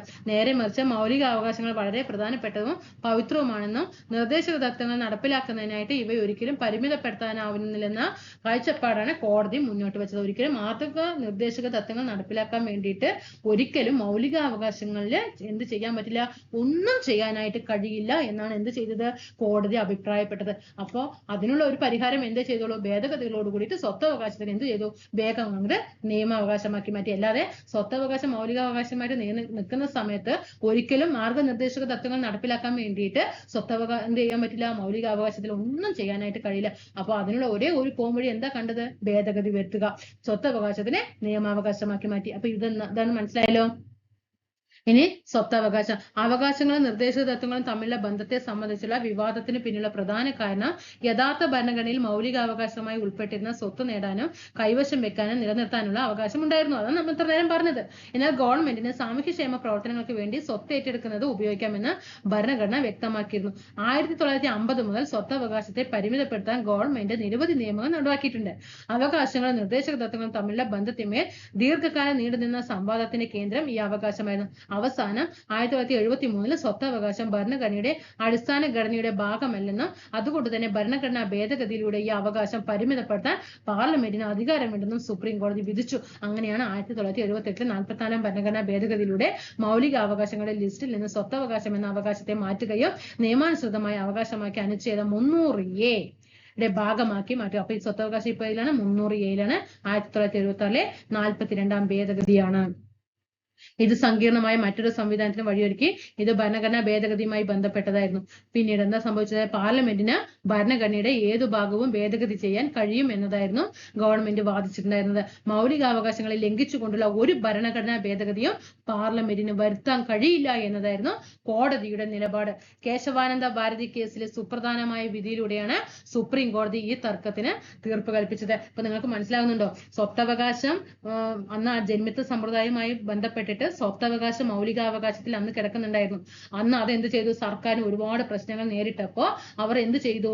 വേഗം സ്വത്തവകാശത്തിനെ അങ്ങോട്ട് എത്തുമാറ്റിട്ട് ഭേദഗതിയിലൂടെ എന്ത് ചെയ്തു? പാർലമെന്റിനാണല്ലോ ഭേദഗതി ചെയ്യാനുള്ള അധികാരം. അപ്പോൾ അവർ വേഗം എന്ത് ചെയ്തു? സ്വത്തവകാശത്തിനെ നിയമാവകാശമാക്കി. ഇതിലൂടെ 1978 44 ഭേദഗതിയിലൂടെ. പിന്നെ വീണ്ടും എന്ത് ചെയ്തു? വീണ്ടും പ്രശ്നങ്ങൾ ഉദിക്കാൻ തുടങ്ങി. എന്താണ് ഈ മൗലികാവകാശങ്ങളിൽ ഉൾപ്പെട്ട ഒരു സാധനത്തെ നിങ്ങൾ എന്താണ് ഈ പാർലമെന്റ് തോന്നിയപടി ഈ സ്വത്തവകാശം ഇങ്ങനെ ചെയ്തത്? എന്തുകൊണ്ട് ഇങ്ങനെ തോന്നിയ പോലെയൊന്നും മൗലികാവകാശങ്ങളിൽ കൊണ്ടുപോയിട്ട് ഭേദഗതി വരുത്താൻ പാർലമെന്റിനൊന്നും അധികാരമില്ല എന്ന് വീണ്ടും പ്രശ്നങ്ങൾ ഉദിച്ചു. അപ്പോ അതിനൊരു പ്രശ്നമായിട്ട് പരിഹാരം കൊണ്ടുവന്ന കേസാണ് ഇത്? കേശവാനന്ദ ഭാരതി കേസ്. അത് മനസ്സിലാക്കണം. ഏത് കേസാണ്? കേശവാനന്ദ ഭാരതി കേസിലെ സുപ്രധാനമായ വിധിയിലൂടെയാണ് സുപ്രീം കോടതി ഈ തർക്കത്തിന് തീർപ്പ് കൽപ്പിച്ചത്. ഈ കേസില് ഭരണഘടനയ്ക്ക് ചില അടിസ്ഥാന സവിശേഷതകൾ ഉണ്ടെന്നും അത് പാർലമെന്റിനെ ഭേദഗതി ചെയ്യാൻ കഴിയാത്തതാണെന്നും സുപ്രീം കോടതി പറഞ്ഞു. അധ്യായം 9 ഭരണഘടന ഒരു സജീവ പ്രമാണം എന്ന നിലയിൽ എന്ന പാഠഭാഗത്തെ ഈ വിഷയം നമ്മൾ എന്ത് ചെയ്യുന്നത്? ചർച്ച ചെയ്യുന്നതാണ് കേട്ടോ. അപ്പൊ അത് ശ്രദ്ധിക്കണം. ഇനി അധ്യായം 9 ഭരണഘടനയുടെ ലെസൺ വരുന്നുണ്ട്. അതിൽ നമ്മൾ എന്ത് ചെയ്യും? ഇതിനെ കുറിച്ചിട്ട് പറയുന്നുണ്ട്. അപ്പൊ കേശവാനന്ദ ഭാരതി കേസ് ഓർക്കണം. ഭേദഗതികൾ, സ്വത്തവകാശത്തെ കുറിച്ചിട്ടൊക്കെ ഡീറ്റെയിൽ മനസ്സിലാക്കിയല്ലോ. സാധാരണ നമ്മൾ എപ്പോഴും കോൺസ്റ്റിറ്റ്യൂഷനിലെ നോർമലായിട്ട്, അത് നിങ്ങളാണെങ്കിലും ഞാനാണെങ്കിലും ഞാനൊരു കാര്യം പറയണേ, നമ്മളിപ്പോൾ പഠിക്കും 1978 44 ഭേദഗതി സ്വത്തവകാശത്തെ നിയമപരമായ മൗലികാവകാശത്തിൽ നിന്നും എടുത്തു മാറ്റി നിയമപരമായ അവകാശമാക്കി മാറ്റി ഇതൊറ്റ പഠിക്കണം. അതെങ്ങനെ മാറ്റി? എന്തുകൊണ്ടാണ് അത് മാറ്റാനുള്ള കാരണം? ആരെങ്കിലും പഠിച്ചിട്ടുണ്ടോ? ഇങ്ങനെ ആരെങ്കിലും 1978 44 ഭേദഗതി പ്രകാരം സ്വത്തവകാശത്തെ നിയമാവകാശമാക്കി മാറ്റി? ഏത് സാഹചര്യത്തിലാണ് അങ്ങനെ മാറ്റിയതെന്ന് നിങ്ങൾ ഇതിനു മുമ്പ് പഠിച്ചിട്ടുണ്ടെങ്കിൽ തീർച്ചയായിട്ടും താഴെ കമന്റ് ചെയ്യുക. ഞാൻ ഇങ്ങനെയൊക്കെ പഠിച്ചിട്ടുണ്ടായിരുന്നു എന്ന് പറഞ്ഞിട്ട് താഴെ ഒന്ന് കമന്റ് ചെയ്യണട്ടോ. അല്ലെങ്കിൽ നമ്മൾ ഒരേ വർഷം കൊണ്ട് ഭേദഗതിന്റെ ഒറ്റ പഠിക്കലാണോ ഒറ്റ പോക്കാണ് അല്ലേ? അപ്പൊ ചോദ്യം നാളെ ക്വസ്റ്റ്യൻ വരികയാണ്, എന്തുകൊണ്ടാണ് 1978 44 ഭേദഗതിയിലൂടെ സ്വത്തവകാശത്തെ നിയമാവകാശമാക്കി മാറ്റാനുള്ള സാഹചര്യം ഉണ്ടായ സന്ദർഭം ഏത് എന്ന് ചോദിച്ചാൽ എന്താണ്? ജന്മിത്വ സമ്പ്രദായവുമായിട്ട് ബന്ധപ്പെട്ടിട്ടാണ് സ്റ്റാർട്ട് ചെയ്തത് കേട്ടോ. അത് മനസ്സിലാക്കുക. അപ്പൊ അതിനൊരു ലാസ്റ്റ് ആ തീർപ്പ് ഏത് കേസുമാണ്? കേശവാനന്ദ ഭാരതി കേസ്. മനസ്സിലായല്ലോ?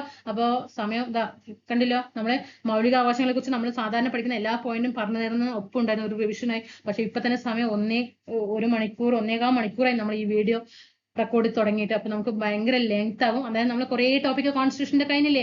അവകാശ പത്രികയെ കുറിച്ച് പഠിച്ചില്ലേ? +2 ഇനി പഠിച്ചില്ല എന്നുള്ള ടെൻഷൻ ഇല്ലല്ലോ. മൗലിക അവകാശങ്ങൾ നോക്കിയില്ലേ? മൗലിക കടമകൾ നോക്കിയില്ലേ? മാർഗനിർദ്ദേശങ്ങൾ നോക്കിയില്ലേ?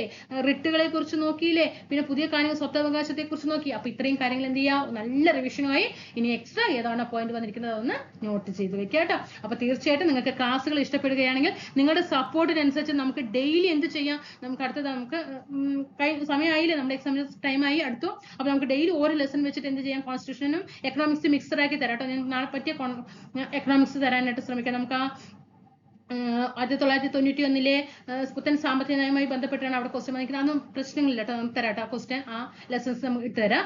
നാളെ അത് പരമാവധി ഇടാനായിട്ട് ശ്രമിക്കാം.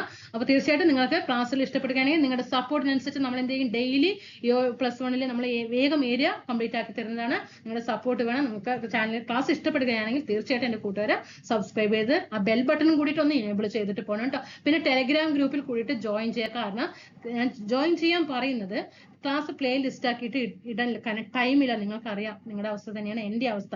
അപ്പോൾ ടൈം നമുക്കത് പ്ലേലിസ്റ്റ് ക്രിയേറ്റ് ചെയ്യാൻ പറ്റിയില്ല.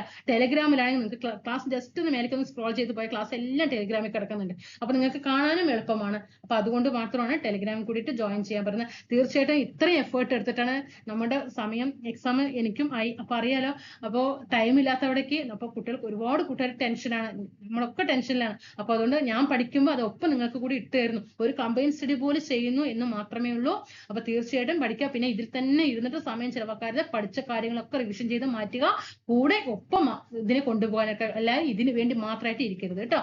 അപ്പൊ അടുത്ത ക്ലാസ്സിൽ കാണാം. തീർച്ചയായിട്ടും താഴെ ഒരു കമന്റ് കൂടി പ്രതീക്ഷിച്ചുകൊണ്ട് നിർത്തുന്നു. നമുക്ക് അടുത്ത ക്ലാസ്സിൽ കാണാം. Thank you.